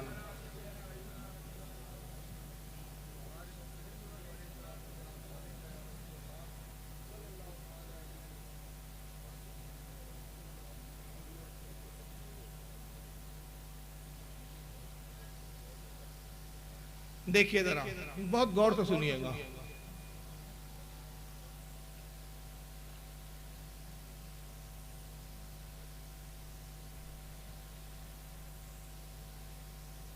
एक ही जमात के पहला मौलवी और इसी सुन, ये वीडियो आपने इससे पहले भी कई तकरीरों में सुना होगा, लेकिन अब जो मैं इसके बाद दिखाऊंगा वो है, लेकिन उससे ये ना दिखाऊंगा तो समझ में नहीं आएगा। और इसी के 2 सफा उलटने के बाद, सिर्फ 2 सफा 181 सफे पर देखेंगे लिखा हुआ है गौसे आजम दस्तगीर। अब दस्तगीर का माना देखिए क्या लिखा हुआ है। बड़े पीर साहब ने अल्लाह से कहा कि दिखाओ ये 7 आसमान तूने कैसे बनाए। मैं ये दिखलाना चाहता हूं शिर्क के नुकसानात क्या हैं। जब शिर्क इंसानी जिंदगी में आता है तो ये अल्लाह के मकाम और मर्तबे को किस तरह घटाता है। बड़े पीर साहब अल्लाह से कह रहे हैं, गौसे पाक अब्दुल कादिर जिलानी, कि मुझे दिखलाओ ये सातों आसमान तूने कैसे बनाए हैं। गोया कि ये इंजीनियर थे, इंशाल्लाह सिग्नेचर इनको करना थे। अल्लाह ताला इनको लेके चला, पहला आसमान देखा, कहा बिल्कुल ठीक, दूसरा देखा, कहा मुस्तहसन, अच्छा है, तीसरे को भी पास कर दिया। चौथे आसमान पर जब अल्लाह पहुंचा तो उसको भी पास कर दिया कि ये भी ठीक। छठे आसमान पर जब अल्लाह पहुंचा, पांचवा छठे पर, तो वहां से अल्लाह का पैर फिसला। बड़े पीर साहब का पैर नहीं फिसला, मैं बोलने में गलती नहीं कर रहा हूं, अल्लाह का पैर फिसला और छठे आसमान से अल्लाह गिरा और वो गिरकर नीचे चौथे आसमान पर आया। बड़े पीर साहब ने अपना दाहिना हाथ बढ़ाया और अल्लाह को खींच लिया, पकड़ के उनको उठा लिया, गिरने से, जमीन पर आने से उनको रोक लिया, हाथ पकड़ा और उनको खींचा और ऊपर चढ़ा लिया। उस दिन से उनका नाम पड़ गया दस्तगीर, हाथ बढ़ाकर अल्लाह को खींचने वाला। ये बहरहाल ये एक किताब है जिन्होंने ये झूठ देख रहे हैं ना, कितना झूठ और उल्टा हमको कह रहे हैं कि हम झूठे किससे गढ़ रहे हैं, खुद ही झूठी किताबें बयान कर। एक किताब का नाम लिया का सीरत गौसे पाक, एक किताब आती है, और एक इसकी वीडियो मैंने पहले दिखाया सीरत ख्वाजा। इसी तरह की किताबों के फर्जी नाम लेके किससे सुनाता है और लोग इस पे यकीन कर लेते हैं।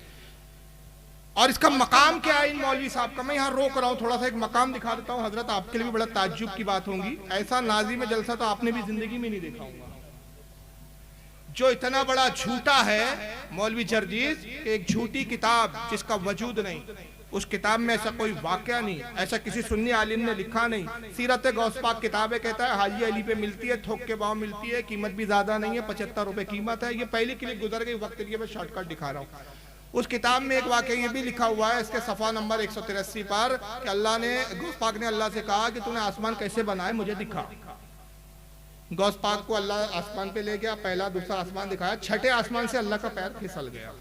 कहां से पैर फिसला अल्लाह का, ये याद रखिएगा बकौल इनके, कहां से फिसला, छठे आसमान पे। आसमान की बात हो रही है, अल्लाह गिरा, गौस पाक ने हाथ बढ़ाकर गौस पाक ने अल्लाह को गिरने से बचा लिया, उस दिन से नाम पड़ गया दस्तगीर। ये झूठे मौलवी का मकाम भी जरा सुन लीजिए, इसके जमात का, ये भी बोलने वाला मौलवी है, ये जो बोल रहा है ये कोई आम आदमी नहीं है। मौलवी जरा तारीफ में देखिए क्या जुमले, किसी नाजी में जलसा ने आज तक किसी मुकर्रिर के बारे में ऐसी तारीफ नहीं की होगी। और जब हमारे नाजी में जलसा हमारे उलमा की तारीफ करते हैं तो वहां बड़े शोर मचाते हैं कि देखो साहब कितना बड़ा चढ़ा के मुबालगा करते हैं जलसे के अंदर, जरा अपने घर का भी जायजा ले, जरा सुनिए इसी मरदूद झूठे की तारीफ क्या कर रहा है ये मौलवी, सुनिए ये भी। देखता हूं मौलाना जर्जी साहब के तकरीर के बाद कितने लोग हैं, कितने मोहब्बत रखने वाले हैं कि जाओ मौलाना का आने जाने के खर्च के बराबर पैसा हम दे के जाएंगे। अगर नहीं दे के जाते हैं तो इससे बढ़कर इस्लाम की बेइज्जती और क्या होगी। अगर यहाँ भी रोक रहा हूँ, जाहिल मौलवी है, जर्जिस के साथ पढ़ा हुआ है। तारू बताया जर्जिस हम एक ही मदरसे में पढ़े, मदरसे के लिए चंदा जमा हो रहा है, कहता है कि मौलाना जर्जिस के नाम से चंदा दो, इतना तो दे दो कि उनके आने जाने का खर्चा निकल जाए, और अगर इतना भी चंदा नहीं दिया तो इस्लाम की बेइज्जती हो जाएगी। इस मनुष्य की चंदा ना देने से इस्लाम की कौन सी बेइज्जती हो जाएगी। चलो अभी इस पर मेरा एतराज नहीं है, इसको नजरअंदाज करते निकल गया भाई, सबकत लिसान है। आगे देखिए इसकी मक्कारी, अगर नहीं दे के जाते हैं तो इससे बढ़कर इस्लाम की बेइज्जती और क्या होगी। अगर नहीं दे के जाते हैं तो इससे बढ़कर इस्लाम की बेइज्जती और क्या होगी। ये मुस्लिम लॉकडाउन के बाद बिहार की धरती में पहला प्रोग्राम, ये जुमला बता रहा है, ये प्रोग्राम अभी लेटेस्ट आया है। हाँ ये बोल के नहीं ये पुराना है, तौबा कर लिया, अभी तक तौबा नहीं हुई है इससे। इतना बड़ा प्रोग्राम पूरी बिहार में 2020 से लेकर 21 का ये पहला है। 2020 में प्रोग्राम नहीं हो सका था। मैं आपसे यही गुजारिश करके जाना चाहता हूँ आपके सामने अब शहनशाही खिताबत हजरत मौलाना मोहम्मद जर्जीस साहब चतुर्वेदी इटावा यूपी तशरीफ ला रहे हैं।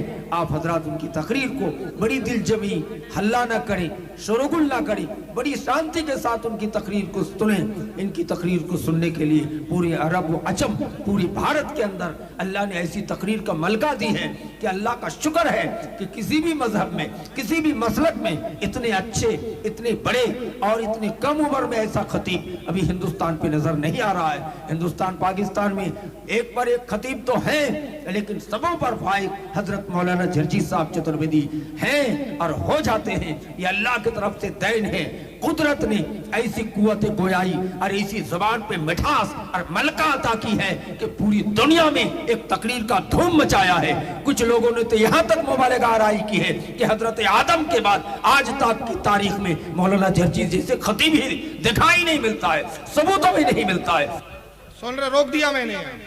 आदम अलैहिस्सलाम से लेकर आज तक ऐसा खतीब ही पैदा नहीं हुआ। क्या मक्कार कौम है यार, ये बेगैरती की हद है। इसलिए इनकी माँ ने दूध नहीं पिलाया मेरे सामने बैठे, ये पीछे भौंकते। तस्वुर कीजिए, बड़े बड़े अंबिया गुजरे हैं। अरे दाऊद अलैहिस्सलाम ऐसे नबी गुजरे हैं कि जब वो कलाम करते थे तो दरिया का पानी ठहर जाता था, आसमान के परिंदे रुक जाते थे, दिलों पे वो असर करता था। और यहाँ तक कि शाह अब्दुल हक मुहद्दिस दहलवी रहमतुल्लाह अलैह ने लिखा अपनी मकतूबात में, शाह अब्दुल हक मुहद्दिस दहलवी की भी मकतूबात है फारसी में, जो आपने हजरत बाकी बिल्ला रहमतुल्लाह अलैह को खुतूत लिखे हैं। अल्हम्दुलिल्लाह मेरे पास असली नुस्खा है। उसमें एक जगह वो बयान करते दाऊद अलैहिस्सलाम का जिक्र करते हुए कि उनकी मजलिस जब होती, आप खौफ इलाही में खिताब करते, आलम ये होता है कि कई जनाजे निकला करते थे। उनकी जबान की तासीर होती थी। मोहब्बत इलाही में लोग रूहों को जो है उनकी रूहें निकल जाती थी। उनको ख्याल हुआ हज़रत दाऊद अलैहिस्सलाम को, यार मेरे वाज की वजह से लोगों का इंतकाल हो रहा है, तो उन्होंने वाज कहना कम कर दिया।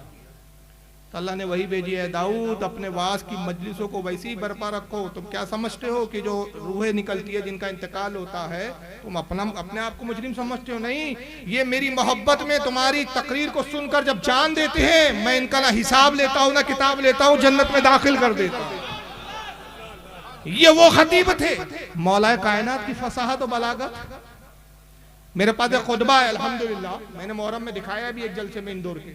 एक खुतबा है, हजरत अबू बकर सिद्दीक हजरत उमर बैठे हुए मस्जिद नबवी में, और गुफ्तगू ये हो रही है कि अरबी जबान में अलिफ ऐसा एक लफ्ज हुर्फ है, इसके इस्तेमाल के बगैर कलाम करना मुश्किल है। और है ना, अलिफ आता ही है, या तो पढ़ने में आएगा, नहीं तो कम से कम साकिन जरूर आएगा।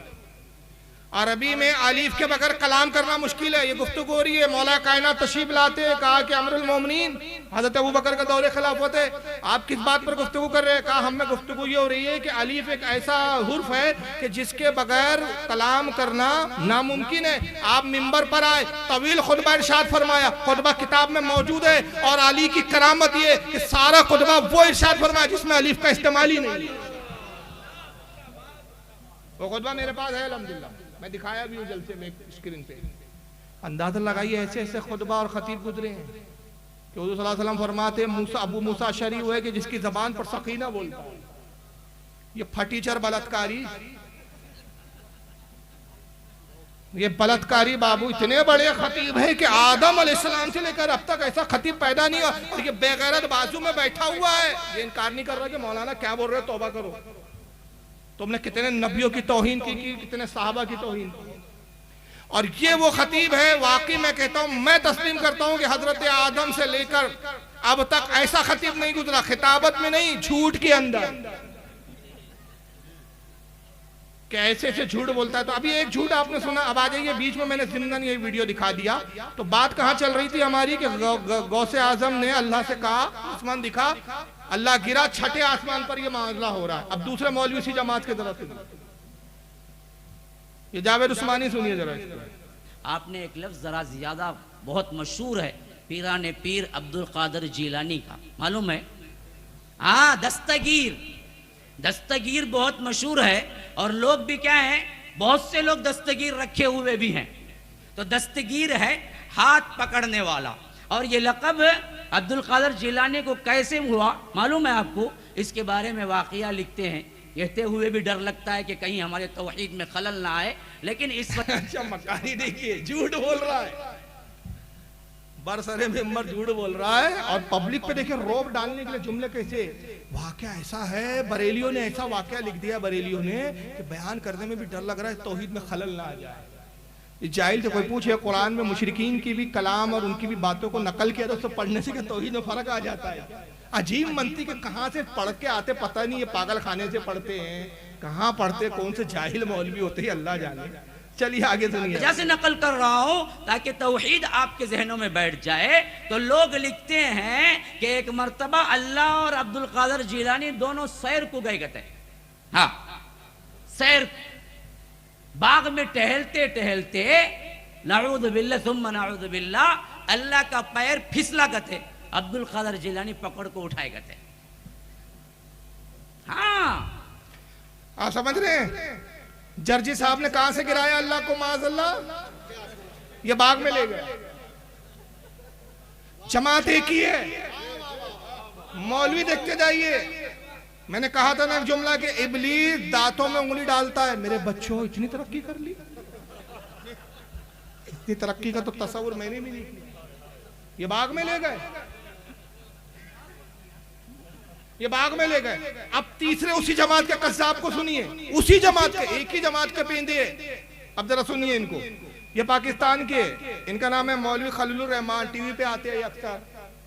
और पाकिस्तान के कई उलमा है, जैसे मौलाना कोकब नूरानी साहब से इनके कई बार बहस व मुबाहिसे हुए, एक चैनल पे आते हैं। जरा सुनिए यहाँ पर, ये भी वही किस्सा सुना रहे हैं। एक किताब है, मैं हैरान होता हूँ, इंडिया में छपी। अच्छा मजेदार बात देखो, मैं वीडियो नहीं दिखा पाऊंगा, वक्त हो रहा है। जर्जिस कहता है पाकिस्तान में छपी हो किताब, और पाकिस्तान का मुल्ला बोलता है इंडिया में छपी हो किताब। मक्कारियां देखिए फिरके की, ताकि बेचारा हिंदुस्तान वाला बोले अरे पाकिस्तान में छपी कहां से लाऊं, और पाकिस्तान वाला सोचे भाई इंडिया में छपी कहां से लाऊं।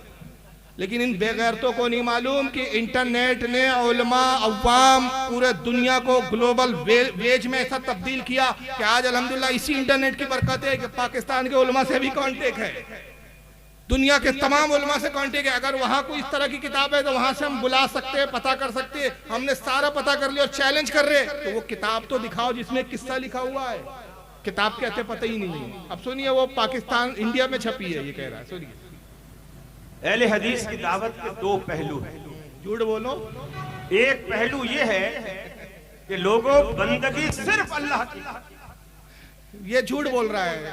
अहले हदीस की दावत के दो पहलू है, पैरवी सिर्फ रसूलुल्लाह की, माफ करना, अहले हदीस की दावत के दो पहलू है। झूठ बोलो, सऊदिया की चाटो, इसके अलावा कोई पहलू नहीं। सारा मजहब रियाल, जितना झूठ बोलेंगे आका उतना खुश होगा। और ये झूठ क्यों बोलते हैं? आकाओं से ज़कात लेने के लिए बताते हैं इस तरह की तकरीरें। वहां देखो हिंदुस्तान में कितनी जहालत फैली हुई है। लोग गौसे आजम को अर्शे आजम पर ले जा रहे हैं, आसमानों में ले जा रहे हैं, बागों में ले जा रहे हैं, अल्लाह को गिरा रहे हैं और गौसे पाक अल्लाह को बचा रहे हैं। ये हिंदुस्तान के बरेलियों का मजहब है। लाओ उनकी इस्लाह करना है, ज़कात दो, खैरात दो, सदकात दो, भीख दो, दो दो। पापी पेट का सवाल है। ये सब इसलिए फंटरगिरी हो रही है। ये एक पहलू है हमारी दावत, जो मैं समझता हूं मुझसे पहले वो तबाह हजरात बखूबी इसको बयान कर चुके होंगे, मुझे दोहराने की जरूरत नहीं। मैं सिर्फ इतनी बात कहना चाहता हूं। इंडिया से एक किताब छपी, पीर अब्दुल कादिर जिलानी की सीरत, उसका नाम है सीरत गौसे आज़म, सीरत गौसे आज़म। वो किताब छपी, उसके सफा नंबर 81 मेरे पास मोबाइल में उसका अक्स, उसका फोटो, टाइटल का भी और उस सफे का भी मौजूद है। ये मौलवी है, जाहिल को ये नहीं मालूम कि मुनाजरे की दुनिया में ये पीडीएफ बोलते हैं उसको, पीडीएफ फॉर्मेट की किताबें नहीं चलती, मोबाइल में है वो, मतलब बनी बनाई हुई किताबें। समझ रहे ना मेरी बात को भाई? मैं कोई किताब, वो तो कंप्यूटर से सॉफ्टवेयर जो होता है ना, फोटोशॉप एक सॉफ्टवेयर आता है, इन पेज सॉफ्टवेयर आता है, इसके जरिए कोई भी पेज आप तहरीर करके किताबी शक्ल में बना के मोबाइल में रख सकते हैं। ये प्रूफ नहीं बनती। प्रूफ क्या बनती है? हार्ड कॉपी बोलते हैं जिसको। ये दो कोई मुल्ला के पास नहीं है, मोबाइल में उसके पास, छप इंडिया में। और जर्जिस बोलता है मैं पाकिस्तान से लाया, और मैं 8 साल 10 साल से कह रहा हूं लाया तो दिखा, दिखाने को तैयार नहीं। बहरहाल अब इनकी मोबाइल में है, जरा सुनिए। उसके सफा 81 पर पीर साहब की को जो हम दस्तगीर बोले कहते हैं, वो क्यों कहते हैं इसकी वजह तस्मिया लिखते हैं। कहते हैं कि अल्लाह ताला और पीर अब्दुल कादिर जिलानी दोनों जन्नत में सैर कर, दोनों जन्नत में सैर कर। आगे केले का छिलका पड़ा हुआ था, नौजुबिल्लाह नौजुबिल्लाह नौजुबिल्लाह। अल्लाह की नजर न पड़ी, पांव पड़ गए। केले के छिलके पर अल्लाह की नजर न पड़ी, पांव पड़ गया। फिर केले का छिलका क्या करता है वो तो आपको पता ही है। अल्लाह फिसल गया, नौजुबिल्लाह मिन ज़ालिक।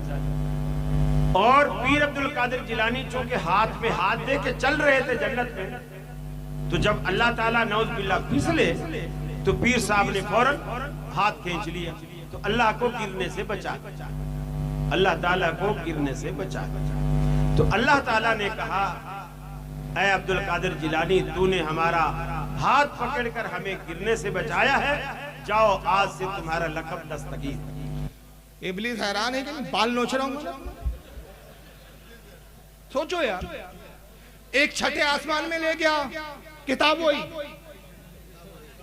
किताब वही, छठे आसमान में ले गया, दूसरा गार्डन में ले गया, उसकी अम्मी ने गार्डन बनाया था, माली उसका बाप था वहां का।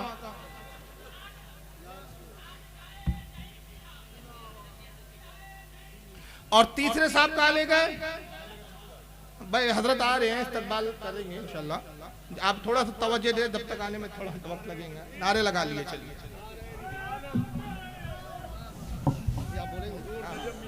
10 मिनट।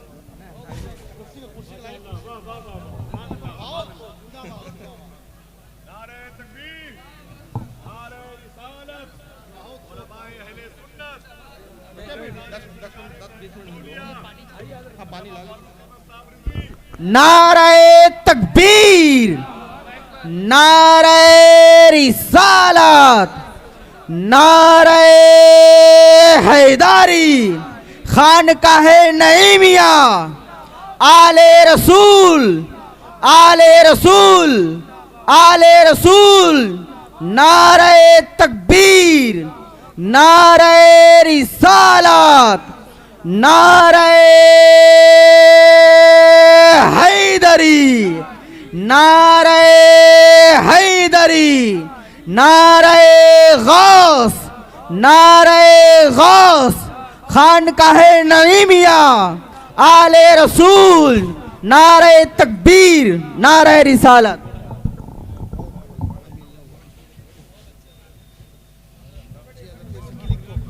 अल्हम्दुलिल्लाह, खानकाह नईमिया के शहजादे आले रसूल की आमद है और हज़रत का हम सब ने अल्हम्दुलिल्लाह इस्तकबाल किया और आप हज़रत की ज़ियारत से फैज़याब हो रहे हैं। आले रसूल का देखना भी सवाब है, उलमा का देखना इबादत है, आले रसूल का देखना इबादत है। बस 10 से 15 मिनट बस, क्योंकि मुझे निकलना, जैसे कि अर्ज़ किया। तवज्जो इधर दे दें आप। बात कहाँ थी हमारी? पहला मौलवी क्या बोलता है कि आसमानों में अल्लाह को ले गया, गौस पाक अल्लाह को कहाँ ले गया? छठे आसमान में, वहां से अल्लाह का पैर फिसला। अब वहां से अल्लाह गिरा, माज़अल्लाह, गौस पाक ने हाथ बढ़ा के बचा लिया। दूसरे मौलवी साहब गार्डन ले जा रहे हैं और तीसरे मौलवी साहब गए थे जन्नत में सैर कर रहे थे और जन्नत में केले का छिलका था। मेरे ये समझ में नहीं आया, जन्नत में केला कहां से आ गया? अरे वहां भी नहीं आ सकता तो केला कहां से आएंगे? तो अल्लाह को केला दिखानी, माज़अल्लाह, अस्तगफिरुल्लाह, पैर फिसला, अल्लाह गिर गया। अब देखो एक मौलवी यार मिंबर पे बैठ के इस तरह की बातें करेगा और इतने कॉन्फिडेंस से बोलेगा। यानी देखो, झूठ बोलने के लिए भी कॉन्फिडेंस की दाद दीजिए, क्योंकि मैंने कहा ना, इब्लीस हैरान इसलिए कि जब उसने झूठ बोला तो उसको एतराफ था कि मैंने झूठ बोला। वो मानता था कि हाँ मैंने ये गलती की। ये अलग बात है कि उसने तौबा नहीं की। ये तस्लीम है उसको कि हाँ मैंने आदम को जो है सजदा नहीं किया, उसने उसकी तावीलें नहीं पेश की। जो उसके दिल में था उसने साफ कह दिया कि मैं आग से बना हूं या मिट्टी से, मैं इसको कमतर जानता हूं, मैं अपने आप को इससे बेहतर मानता हूं। उसने साफ खुलकर कहा, मक्कारी नहीं की, मुनाफिकत नहीं की। जो उसके दिल में बदतरीन अकीदा था उसने इज़हार कर दिया। अल्लाह ने कहा चल निकल। लेकिन यहाँ मामला देखिए, ये अपने बाप इब्लीस से भी कितने आगे निकल चुके हैं कि मिंबर पे बैठ के झूठ। इनको पता है कि इस तरह की कोई किताब नहीं है, इनको पता है कि इस तरह किसी सुन्नी आलिम ने लिखा नहीं है, मगर इतने कॉन्फिडेंस से मिंबर पे बैठ के कहते हैं कि किताब है, इंडिया से छपी है, मेरे पास है, मोबाइल में है, सफ़ा 181 है, उस पर बाकायदा ये सारे वाकयात लिखे। अब एक सुनने वाला भोला भाला मुसलमान देखता है, यार ये तो टोपी लगाए हुए हैं, मौलाना है, बड़े बड़े अलकाबात है साथ में लगे हुए, शेखुल हदीस का तुक्का लगा हुआ है साथ में, अहले हदीस का तुक्का लगा हुआ है साथ में, तो यार वाकई बरेलियों के ऐसे अमाल होंगे? इस तरह यार बरेलियों ने अपनी किताबों में लिखा होगा। और फिर कुछ जोहला के कुछ अमाल भी इसकी निगाहों के सामने आ जाते हैं, हाँ यार फला मैंने एक शख्स को मज़ार पे ये करते हुए देखा, फला शख्स को मैंने ये कहते हुए देखा, तो हो सकता है इनके मौलवियों ने भी इस तरह लिख दिया होगा। नतीजा क्या होता है? बज़न हो जाता है, अहले सुन्नत से खारिज होकर वहाबियत की तरफ चला जाता है। इसलिए आज का जो सबसे बड़ा पैगाम है इस कॉन्फ्रेंस का, वो पैगाम मैं ये देना चाहता हूँ कि नौजवानों, खासतौर से नौजवानों से खिताब कर रहा हूँ, कोई भी आपको कुछ तकरीर सुनाए, वीडियो दिखाए, हत्ता के किताब तक दिखा दे, उस वक्त तक उस पर यकीन ना करो जब तक अपने उलमा के पास जाके उसकी तहकीक ना करो। इसलिए कि इब्लीस वादा करके आया है, वो ये बोलकर नहीं आया कि मैं इब्लीस बनकर आऊंगा और गुमराह करूंगा। उसने कहा नेकोकार बनकर आऊंगा, सिरात मुस्तकीम पर बैठकर गुमराह करूंगा। और अगर इनसे मक्कारों से बचना चाहते हो तो औलिया की पनाह में आ जाओ, इसलिए कि वो सच्चे हैं। अल्लाह फरमाता है वत्तबी सबीला मन अनाबा इलैहि, उसकी राह चल जो मेरी तरफ रुजू ला चुका। बस एक आखिरी क्लिप, और हमारे आसिफ भाई ने मुझे कागज़ लिख के भेजा है, उसका मैं उसी का एहतराम करते हुए, क्योंकि मैं बड़ा एहतराम करता हूँ अल्हम्दुलिल्लाह आसिफ भाई का, हमारे नागपुर तशरीफ लाते हैं, ताजुल औलिया के उर्स के मौके पे जो वहाँ पर मुशायरा होता है उसकी बड़ी ज़बरदस्त निज़ामत करते हैं अल्हम्दुलिल्लाह। तो उनकी ख्वाहिश का एहतराम ज़रूरी है। और इसी से मुंसलिक है गरीब नवाज की हम बात कर रहे हैं। अंदाज़ा लगाइए, जो झूठे हैं वो अपने आप को बड़े शेखुल हदीस बोल रहे हैं, और जो हकीकत में सच्चे हैं, जिनके साथ होने का कुरान हमें हुक्म दे रहा है, या अय्युहल्लज़ीना आमनु तक़ुल्लाह वकूनु मअस-सादिकीन, ऐ ईमान वालों अल्लाह से डरो और सच्चों के साथ हो जाओ। उन सच्चे औलिया किराम पर कैसी कैसी लानतें भेजते और कैसे कैसे झूठ मंसूब करके नौज़ बिल्लाह उनको फितना परवर क्या क्या नहीं बोलते, उसकी अगर आपको झलक देखना है तो ये एक झलक देख लीजिए आप। दुरूद शरीफ पढ़ें आप, अल्लाहुम्मा सल्ली अला सय्यदना मौलाना मुहम्मदिन अदद मा फी इल्मिल्लाहि सलातम दाइमतम बिदवामिल मुल्किल्लाहि सल्लल्लाहु तआला अलैहि वसल्लम। ये मौलवी महराज रब्बानी है, तो सुनिए क्या कहता है कि हमारे यहाँ जो मुल्कों में ये कहते हैं कि जी ख्वाजा अजमेरी ने पता नहीं इधर सलाम फेरा तो 90,000। उसी वीडियो की तरफ आ रहा हूँ, मैंने वहां बीच के छोड़ के जर्जिस का निकाल दिया था, अब इसको सुन लीजिए मुकम्मल क्या कहा है आगे। मुसलमान हो गए कि जी ख्वाजा अजमेरी ने पता नहीं इधर सलाम फेरा तो 90,000 मुसलमान हो गए, और इधर सलाम फेरा तो 90 करोड़ इधर 1,000 मुसलमान हो गए। इस तरह सूफियों ने, संतों ने हमारे देश में इस्लाम को फैलाया, किस वह झूठ है, बहतान है। ये तो 5वीं, 6ठी और 7वीं सदी हिजरी के लोग थे जो पहुंचे हैं वहां पर और खुराफात पहुंचाए। और बनु उमैया के दौर के अंदर क्या कहते हैं, साहिल सिंध के ऊपर, और कहां पूरा इस्लामी सल्तनत हो चुकी थी 2री 3री सदी हिजरी के अंदर। ये तो 6ठी सदी में जाकर, 6ठी और 7वीं सदी में जाके हिंदुस्तान में इन्होंने शिर्क और कुफ्र की बीजें डाली हुई हैं। ये कहां से पैदा हुआ, इनसे कहां इस्लाम पहुंचा, फैला, इनसे इस्लाम बदनाम हुआ है, इनसे इस्लाम क्या हुआ है।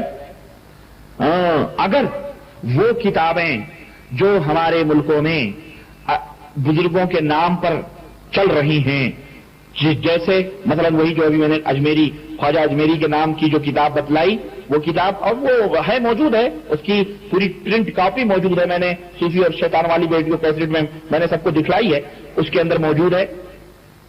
कश्फुल महजूब जैसी खुराफात जो दातागंज हजवेरी के नाम से याद किए जाते हैं, उनकी अपनी लिखी हुई किताब मैं दिखाऊंगा इंशाल्लाह, उसके अंदर भी खुराफात जो मौजूद हैं। अगर ये अकीदे रखने वाले, ये अकीदे वो रखते थे और यकीनन ये उनकी किताबें हैं, अगर यकीनन उनकी ये किताबें हैं, तो हम तहरीर देख करके ये हुक्म लगाते हैं ये किसी मुसलमान मोमिन की तहरीर नहीं, बल्कि ये काफिर और मुशरिक की तहरीर है। समझ आई आपको? यह गरीब नवाज की एक मकतूबात है जो ख्वाजा मुख्तियार काकी ने जमा की, उसके ताल्लुक से बात कर रहा है। वक्त नहीं है कि मैं तशरीह करूं। ये सारी किताबें अल्हम्दुलिल्लाह मेरे पास मौजूद है, और इसको 8 साल पहले मैंने मुनाजरा किया था, बाज़ाब्ता वो DVD और CD इस तक पहुंचाई गई थी। अब आप सोच रहे हैं तो सऊदीया में रहता है, मुनाजरा कैसा, ये हैदराबाद आता है हमेशा। और मैंने कहा कि जब भी आप हैदराबाद आए तो आप मुझे बुलाइए, मैं आऊंगा। तन्हाई में 11 लोग आपकी तरफ से होंगे, 11 हमारी तरफ से होंगे, यानी 11 कितने हो गए टोटल, 22 और आप और मैं 24 लोग, क्योंकि आपको ये 24 की निस्बत बड़ी पसंद है, तो कुल 24 लोग होंगे और 24 में मैंने कहा तुम 24 की बजाऊंगा अगर हिम्मत हो तो। हैदराबाद आया ये, वहाँ लोगों ने इसको पकड़े, मुनाजरे की बात हुई, मस्जिद में पकड़े, इसकी वीडियो है नेट पे डली हुई है। ये वहाँ ये बदबख्त तैयार नहीं हुआ और ये बोलकर वहाँ से भागा कि आपको मुनाजरा करना है तो यहाँ के मौलवियों से बात कीजिए। खबीस के बच्चे, बोलता तू है, मुनाजरा यहाँ के मौलवी से करो बोलता, और यहाँ के मौलवियों को पकड़ो तो कह रहे जिसने कहा उससे बात कीजिए। तो ये पूरा झूठ का खेल है। तो हजरत गरीब नवाज की मकतूबात है जो ख्वाजा बुख्तियार काकी को खुतूत लिखे, उसमें आपने कुछ तसव्वुफ की बातें की है। उसमें एक जगह वो लिखा है जिसका इशारा कर रहा है कि आपने कहा कि अजीज कलमा ला इलाहा इल्लल्लाह मुहम्मद रसूलुल्लाह की हकीकत क्या है। मैं बहुत शॉर्टकट बता रहा हूँ। जब तू कहता है अजीज ला इलाहा इल्लल्लाह, तो तूने कलमे को जबान से अदा किया, इसको अपनी अमली जिंदगी में नहीं लाया। जब कहता तो कोई नहीं माबूद, तो तेरा नफ्स तो उस वक्त होता है। और नफ्स के बारे में कुरान कहता है कि इन्होंने अपने नफ्स को अपना माबूद बना लिया। तो अजीज उस वक्त तक तू कलमे को कमा हक़ पढ़ने का हकदार नहीं, और तूने उसको अपनी अमली जिंदगी में, जब तक तू इस कलमे के इकरार से पहले अपने नफ्स को, अपने आप को फना ना कर। एक तसव्वुफ की बात है, इसकी तशरीयात है। ये कहता है कुफरिया बात है, ऐसी तशरीह तो रसूलुल्लाह ने कभी नहीं की, किसी सहाबी ने नहीं की। दाता गनबख्श लाहौरी की कश्फुल महजूब है, उसमें कुछ बातें कह रहा है। कहता है कि इनसे इस्लाम बदनाम हुआ है, इन बुजुर्गों से। इस्लाम तो बहुत पहले आ गया था, गरीब नवाज से नहीं आया। ये तो 6ठी सदी हिजरी में आए, इस्लाम पहले आ चुका था। तो इन्होंने इस्लाम की बुनियाद नहीं रखी हिंदुस्तान में, बल्कि शिर्क की बीजें डाली है। तो इसका एक मैं मुख्तसर अभी जवाब दे रहा हूँ, तफसीली जवाब बहुत लंबा हो जाएगा, वक्त नहीं है कि मुख्तसर में जवाब दे रहा हूँ कि अगर 6ठी सदी में आकर ये शिर्क की बीजें डाल रहे थे, तो तुम्हारा तो दावा है कि हम तो 1400 साल से है, 1400 साल से पुराना हमारा मजहब है, हम नया फिरका नहीं है। तो जब ये शिर्क की बीजें डाल रहे थे तो तुम्हारे मुल्ला मौलवी क्या कर रहे थे? घास छील रहे थे। वो कहाँ थे?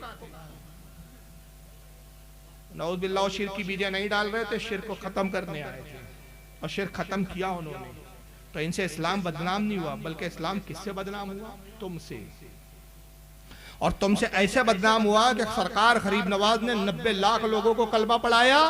जिनकी किस्मत में ईमान था वो ईमान ले आए, जिनकी किस्मत में नहीं था उनको भी इस्लाम से बज़्ज़र नहीं होने दिया। नतीजा ये है कि वक्त का कितना ही मुतासिब प्रधानमंत्री किसी भी कुर्सी पर बैठ जाए, उसको भी खराज तहसीन पेश करने के लिए, खराज अकीदत पेश करने के लिए आज भी बारगाह गरीब नवाज में चादर पेश करनी पड़ती है। ये उनकी हक्कानियत है, ये उनकी तबलीग का इसलोब है, ये उनकी तबलीग का तरीक़ाकार है कि अगर इस्लाम लाने की तौफीक दी अल्लाह ने, आ जाओ इस्लाम में। तौफीक नहीं है तो कम से कम इस्लाम से तो तुम मुखालिफ मत बनो, मुसलमानों के मुखालिफ न बनो। यही वजह है कि आज भी गैर मुस्लिम जिन्होंने कलमा नहीं पढ़ा, जिनको तौफीक नहीं हुई, मगर आज भी बारगाह गरीब नवाज में सर झुकाते हुए नजर आते हैं। यही तो हिकमत है। और तुम्हारा हाल क्या है? तुम्हारे जाकिर नाइक ने 2 लोगों को भी ढंग से कलमे नहीं पढ़ाए, मगर इस्लाम पर आतंकवाद का लेबल लगा दिया, दहशतगर्दी का लेबल लगा दिया।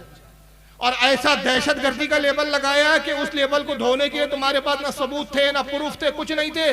तुम्हारे पास था तो ये कि उठाओ लुंगी और भागो, मुल्क छोड़ के भाग गए।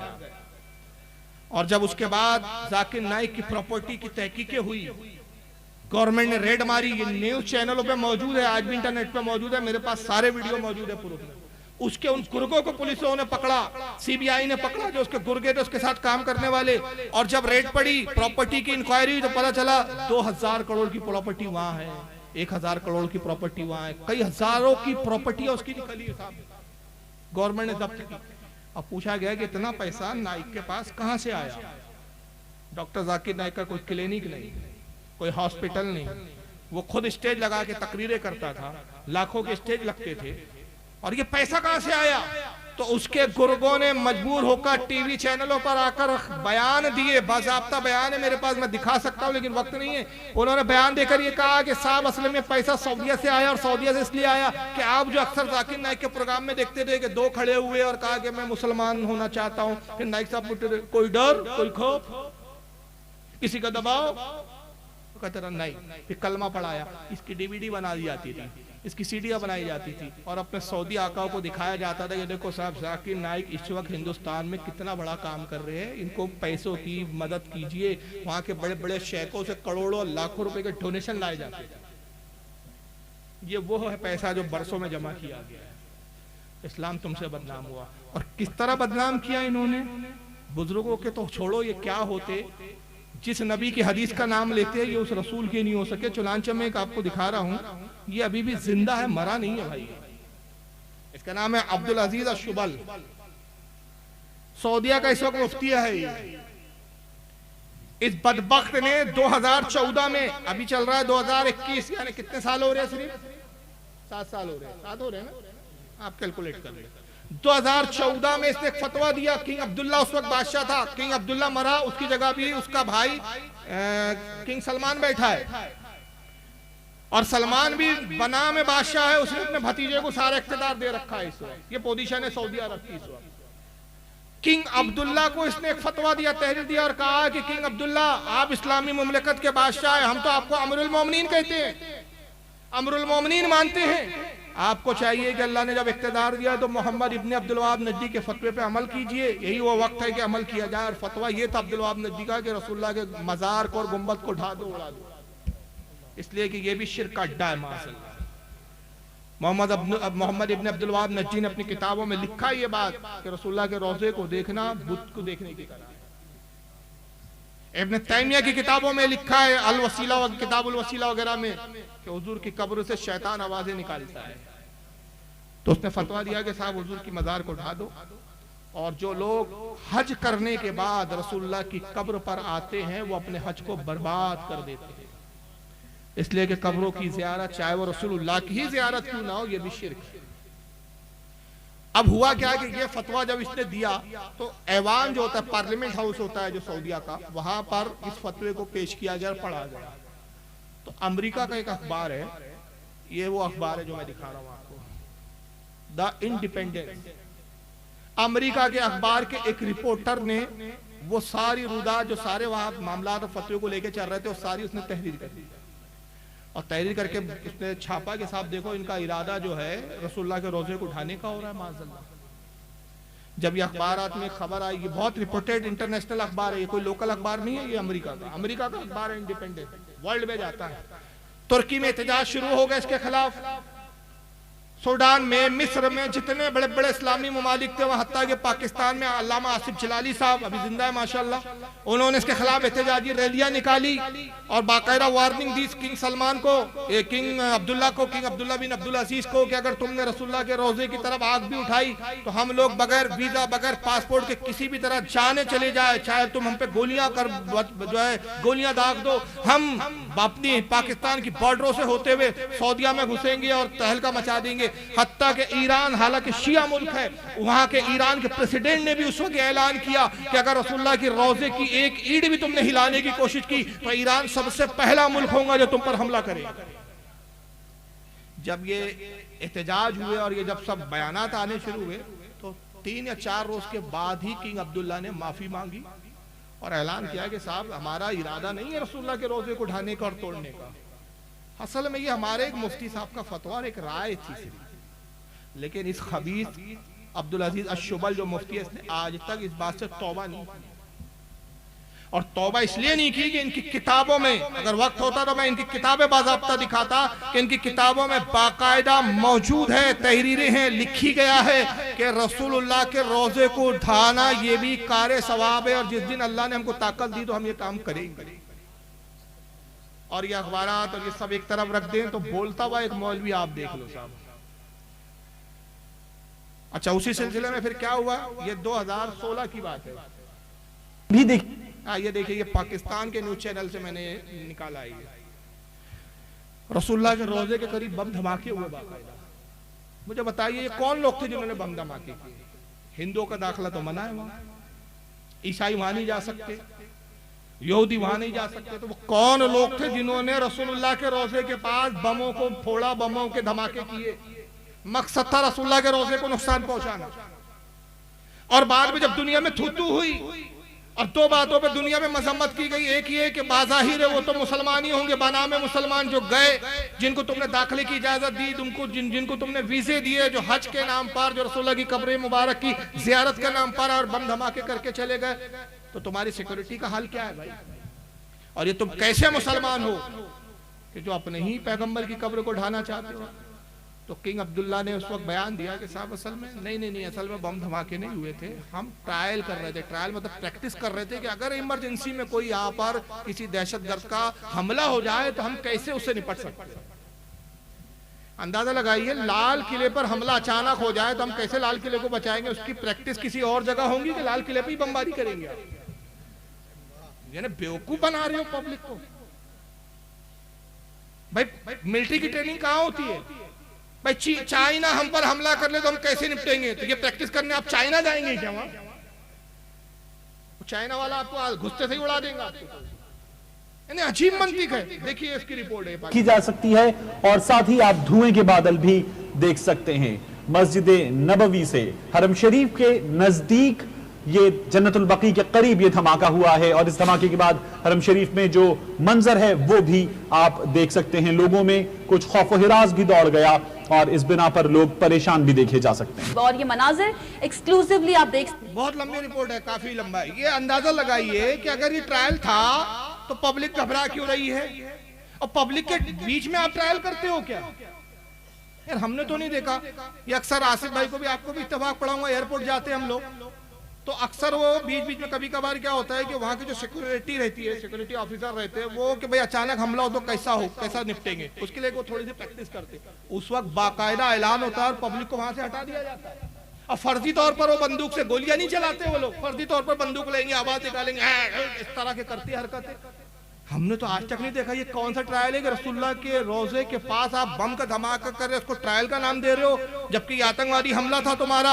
अरे जबकि साहबा का अदब ये था कि हजरत उम्मुल मोमिन आयशा सिद्दीका रज़ियल्लाहु ताला अन्हा वफ़ाउल वफ़ा में इमाम समूदी नकल करते हैं। इसको मुतअद्दिद उलमा ने, यहाँ तक के हजरत इमाम तक़ियुद्दीन सुबकी ने शिफा उस सकाम में इसको लिखा। बहुत सारे हवाले में दे सकता हूँ। अलगरज ये सारे मुहद्दिसीन लिखते हैं कि कोई रसूलुल्लाह के रोजे के करीब घर होता और वहाँ कोई अपनी दीवार में कील ठोकता तो हजरत सैयदा आयशा सिद्दीका पैगाम भेजती कि कील ना ठोको, कि इससे जो आवाज पैदा हो रही है इससे रसूलुल्लाह को तकलीफ हो रही है। ये सहाबा का अदब था। वो रसूलुल्लाह की बारगाह जहां कुरान कहता है कि यहां अपनी आवाज को बुलंद ना करो, या अय्युहल्लज़ीना आमनू ला तरफ़ऊ अस्वातकुम फ़ौक़ा सौतिन नबी, अपनी आवाज को नबी की आवाज पर बुलंद ना करो कि तुम्हारे ईमान बर्बाद हो जाएंगे, तुम्हें पता भी नहीं चलेगा। तुम बम फोड़ के, बम के धमाकों से आवाजें पैदा कर रहे हो और उसको ट्रायल बोल रहे हो। और बाकायदा मेराज रब्बानी, अभी जिंदा मौलवी है, वही जिसकी मैं दिखा रहा था, जो गरीब नवाज को गालियां लानतान कर रहा है कि इस्लाम इनसे बदनाम हुआ है और इस तरह हुआ है उस तरह। इसने बाकायदा नौज़ुबिल्लाह बयान दिया, इसका वीडियो बयान मौजूद है। कहता है कि गुंबद खजरा को तो ढाने का हमारा इरादा है, लेकिन कुछ हिकमतें हैं। हिकमत क्या है? ये कि दुनिया का भी खौफ है कि दुनिया के दूसरे ममालिक हम पर हमला कर देंगे। उन हिकमतों की बुनियाद पर हम अभी जो है वो खामोश है, वरना हमारा इरादा तो यही है कि कब्रों को ढाना चाहिए। देख लीजिए, उसका जवाब भी सुन लीजिए।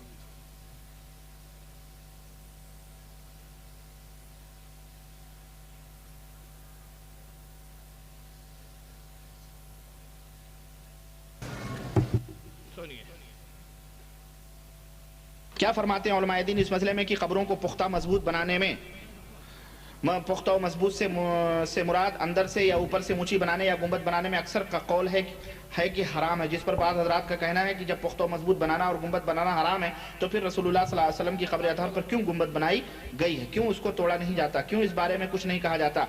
क्या किसी कौम के डर फितने की वजह से सल्लल्लाहु अलैहि वसल्लम की हदीस को अनजान रखा जाता? अगर कोई हीला बयान किया जाए तो बुरे उलमा अपने अपने हीले बयान करेंगे, हर उलमा अपने अपने हीले बयान करेंगे। क्या हुजूर सल्लल्लाहु अलैहि वसल्लम के लिए कोई खुसूसियत? हुजूर सल्लल्लाहु अलैहि वसल्लम के लिए कोई खुसूसियत नहीं। और ये गुंबद बनाने वाले ये बिदती शरीफी थे और ये 7वीं सदी हिजरी और 6ठी सदी के आखिर में ये गुंबद तामीर हुई और इसके ऊपर पहले ब्लू कलर था, फिर तुर्किया हुकूमत ने इसके ऊपर ग्रीन कलर लगाया जिसको गुंबद खजरा कहा जाता है। तो इसके तोड़ने का हुक्म अल्लाह के रसूल सल्लल्लाहु अलैहि वसल्लम ने दिया है, बेशक दिया है। और चूंकि इसमें एक फितने की बात है इसलिए उससे रोका गया है, रुकी हुई वो बात इंशाअल्लाह ताला जब वक्त आएगा तो वो भी टूट जाएगा, उसमें कोई मसला नहीं है। इंशाअल्लाह ताला जब वक्त आएगा तो वो भी टूट जाएगा, उसमें कोई मसला नहीं है, क्योंकि अल्लाह के नबी ने फरमाया है कि खबरों के ऊपर पुख्ता इमारतें इस तरह की तामीर करना ये हराम है। अच्छा, एक अजीब बात है, हुजूर सल्लल्लाहु अलैहि वसल्लम ने गुंबद वगैरह तोड़ने का हुक्म दिया और ये गुंबद बना कब? 600 हिजरी में। तो रसूलुल्लाह का तो इल्म गैब साबित हो गया कि 600 साल पहले ही फरमा दिया। अजीब वहां भी फिर यार, तबसरे का वक्त नहीं है। बस इतना मैं दिखाना मकसूद था कि इनके इरादे देख लीजिए। बुजुर्गान दीन की मज़ारों पे बम धमाके किए इन लोगों ने, और रसूलुल्लाह के रोजे पे बम धमाके किए इन्होंने, और हुजूर सल्लल्लाहु अलैहि वसल्लम के रोजे को, गुंबद खजरा को ढाने का आज भी इनका इरादा है। कहते हैं वक्त आएगा तो भी इंशाल्लाह टूट जाएगा। अभी कुछ बातें हैं तो हिकमत की वजह से बात रुकी है, मतलब वो दुनिया के दूसरे मुल्क हम पे न टूट पड़े। जो कौम अपने नबी की कब्र को मिटाने का इरादा रखती है, वो फिरका, वो जमात कैसे हक पर हो सकती है? अगर इसके बाद भी हमारी अक्ल काम नहीं कर रही है तो फिर वाकई हम पागल हो चुके हैं, या इबलीस हमारे दिलों पर कब्जा कर चुका है और इबलीस ने हमको पूरी तरह घेर लिया। अब भी अगर हम वाबी फिरके को नहीं समझ रहे हैं, याद रखिए नमाज पर इख्तलाफ नहीं है हमारा इनसे, हज और ज़कात पर इख्तलाफ नहीं है इनसे हमारा, तबलीग दीन पर इख्तलाफ नहीं है। इख्तलाफ अगर है तो तौहीन रिसालत पर, तौहीन औलिया इकराम पर। और जो हमारे नबी का नहीं हो सकता, जो हमारे औलिया का नहीं हो सकता, तो फिर वो हमारा नहीं हो सकता।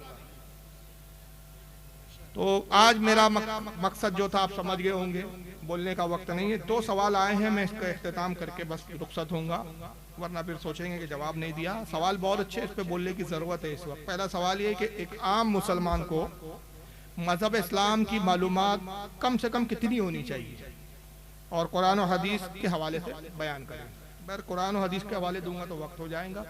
हदीस में ये आया, अल्लाह के नबी ने फरमाया तलबुल इल्म फरीदतुन अला कुल्लि मुस्लिमी व मुस्लिमा, कि इल्म दीन का हासिल करना हर मुसलमान मर्द और औरत का फर्ज है। आला हज़रत फाजिल बरेलवी ने इस हदीस की बड़ी प्यारी तशरीह की कि इसका मतलब ये नहीं है कि हर शख्स आलिम दीन बन जाए और हर शख्स मदरसे में जाए। आलिम दीन बनना फर्ज किफाया है। पूरी बस्ती में अगर एक भी आलिम है तो सब बरी हो, और बस्ती में अगर एक भी आलिम नहीं तो सारे बस्ती वालों पर गिरफ्त है। बल्कि अल्लामा नकी अली खां रहमत और रिजवान जो आलत के वालिद है, अपनी किताब तफसीर सूरह आलम नशरा में एक हदीस पाक नकल करते हैं कि अल्लाह के नबी ने फरमाया, जिस बस्ती में आलिम दीन ना हो उस बस्ती में रहना हराम है। इसलिए कि जब आलिम नहीं होगा तो आप दीन की रहनुमाई किससे लोगे, गुमराह हो जाओगे। तो सबको आलिम बनना जरूरी नहीं है, लेकिन हर मुसलमान पर इतना इल्म हासिल करना जरूरी है कि आला फरमाते हैं कि जैसे जैसे उसकी उम्र गुजरती है उस पर कुछ उलूम का हुसूल, कुछ इल्म हासिल करना फर्ज होता जाता है। मसलन जैसे ही बालिग हुआ तो पाकी और नापाकी के मसाइल और नमाज वगैरह के मसाइल जानना फर्ज है। बालिग हुआ तो क्या फर्ज हो गया उस पर कि इतने मसाइल, इतना इल्म हासिल करेंगे, किन चीज़ों से गुस्ल वाजिब हो जाता है, फर्ज हो जाता है, किन चीज़ों से जो है वुजू टूट जाता है, नमाज में क्या पढ़ना चाहिए, क्या नहीं पढ़ना चाहिए, नमाज किन चीज़ों से फासिद हो जाती है, ये इल्म हासिल करना, नमाज पढ़ने का तरीका सीखना, ये फ़र्ज है। अब शादी हुई तो मियाँ बीवी के ताल्लुक से बीवी के हुकूक, वालिदैन के हुकूक, ये जानना उससे फ़र्ज हो गया। बच्चे हुए तो बच्चों की तरबियत कैसे करे, बच्चों का मामला कैसा रखे, वो इल्म हासिल करना फ़र्ज हो गया। तिजारत कर रहा है तो तिजारत के मामला में इल्म हासिल करना फ़र्ज हो गया। यानी उसकी जितनी ज़रूरत है उतना इल्म हासिल करना उस पर फ़र्ज है। अब ये नहीं है कि हर शख्स बाकायदा बैठे और अरबी सीखे और हदीसें पढ़े और फिर कुरान खुद ही से पढ़े, नहीं। ये इल्म 2 तरीके से आप हासिल कर सकते हैं कि किताबें मिलती हैं इस तरह की, और दूसरा यह कि उलमा की सोहबत में रहकर उलमा से भी सीख सकते हैं आप। दूसरा सवाल यह है कि आज के दौर में अपने सुन्नियत को बचाए रखने के लिए इमाम अहमद रज़ा फाजिल बरेलवी अलैहि रहमत व रिज़वान का दामन थामना क्यों ज़रूरी है? इसलिए ज़रूरी असल में कि आला हज़रत का इस सदी में सबसे बड़ा कारनामा ये है, सबसे बड़ा कारनामा ये है कि जितने अकायद रसूलुल्लाह ने हमें सही अकायद दिए और साहबा ने जिन अकायद पर अमल किया, उन सारे अकायद का अहाता आला हज़रत ने अपनी किताबों में कर दिया। या दूसरे लफ्जों में मैं कहूँ कि मसलक इमाम आज़म अबू हनीफा, मसलक शाफ़ई, मसलक हम्बली, मसलक मालिकी, इन चारों मसालिक की तर्जुमानी का नाम मसलक आला हज़रत, ये छोटे जुमलों में। या और अगर मसलक आला हज़रत और आलत की तालीम की जरूरी, इसको एक जुमले में अगर मैं समेट दूं, यानी पूरी तकरीर का एक जुमले में समेट रहा हूं कि रसूलुल्लाह की मोहब्बत असले ईमान है। असले ईमान क्या है? रसूलुल्लाह की मोहब्बत। और हुजूर की हदीस है सही बुखारी हदीस नंबर 14 किताबुल ईमान, आका फरमाते ला युमिनु अहादुकुम हत्ता कुना हब्बा इलैहि मिन वालिदिही व वलदिही वन नास अजमईन। तुम में उस वक्त तक कोई मोमिन नहीं हो सकता जब तक वो मुझसे अपने माँ बाप से ज्यादा, अपनी औलाद से ज्यादा, अपने बहन भाई रिश्तेदारों से ज्यादा मुझसे जब तक मोहब्बत ना करे वो मोमिन हो ही नहीं सकता। मोमिन होने की शर्त अव्वल क्या है? रसूलुल्लाह से बाप औलाद बहन भाई सबसे पूरी दुनिया जहान से ज्यादा सबसे ज्यादा मोहब्बत। तो आला हजरत की तालीमात क्या है कि मंशाए इलाही के मुताबिक, एक जुमले में बात कर रहा हूं, मंशाए इलाही के मुताबिक रसूल से मोहब्बत करना यह मसला क्या है। तो आला हजरत की तालीम इस सदी में बहुत ज़रूरी है, उनकी तालीमात से वाबस्ता होना, उन्होंने क्या अकायद इस्लाम के बयान किए उसको जानना। अगर वो जानोगे तो आप हकीकी मायनों में इस्लाम पर है, वरना हनफी तो बहुत फिर रहे हैं, शाफई लाम भी टाइटल लेके बहुत घूम रहे हैं, मगर जब अकीदा झाँको तो आपको हनफियों में बहुत से वो हनफी मिल जाएंगे कि अपने आप को हनफी बोल रहे हैं और कह रहे रसूलुल्लाह मरकर मिट्टी में मिल गए। अपने आप को हनफी बोल रहे हैं, कहते रसूलुल्लाह बड़े भाई की तरह है। नाम के आगे अपना हनफी लिख रहे हैं, कहते रसूल का इल्म जानवर और पागलों की तरह है। बहुत से शाफई मसलक मिल जाएंगे, अपने आप को शाफई कहते हैं और जब पूछो तो कहते हैं अल्लाह का जिस्म भी है, अल्लाह अर्श के ऊपर बैठा हुआ है, जिस्म के भी कायल है। बहुत से हम्बली मिल जाएंगे, वो भी इस तरह के खुराफात। तो ऐसे मिल सकते हैं, लेकिन जब मसलक के आला हज़रत वर्ड बोल दिया या आला हज़रत की तालीमात की आपने जरूरत को महसूस कर लिया तो समझ में आ गया कि सारे बददीनों से आप अलग हो। इसलिए इस सदी में आला हज़रत की तालीम को जानना, आपके मसलक को समझना ज़रूरी है। अल्लाह ताला आज की बज़्म को कबूल फरमाए, जो कुछ बयान हुआ उस पर अमल की तौफीक अता फरमाए। कहने और बोलने सुनने में कोई लर्जिश गलती हो अपने हबीब के सदक़े में माफ़ फरमाए। इंशाअल्लाह अल्लाह ने चाहा तो फिर कभी हाजिर होंगे और फिर कभी ज़ियारत और मुलाकात होगी। अस्सलामु अलैकुम व रहमतुल्लाहि ताला व बरकातहू व मा अलैना इल्लल बलागुल मुबीन।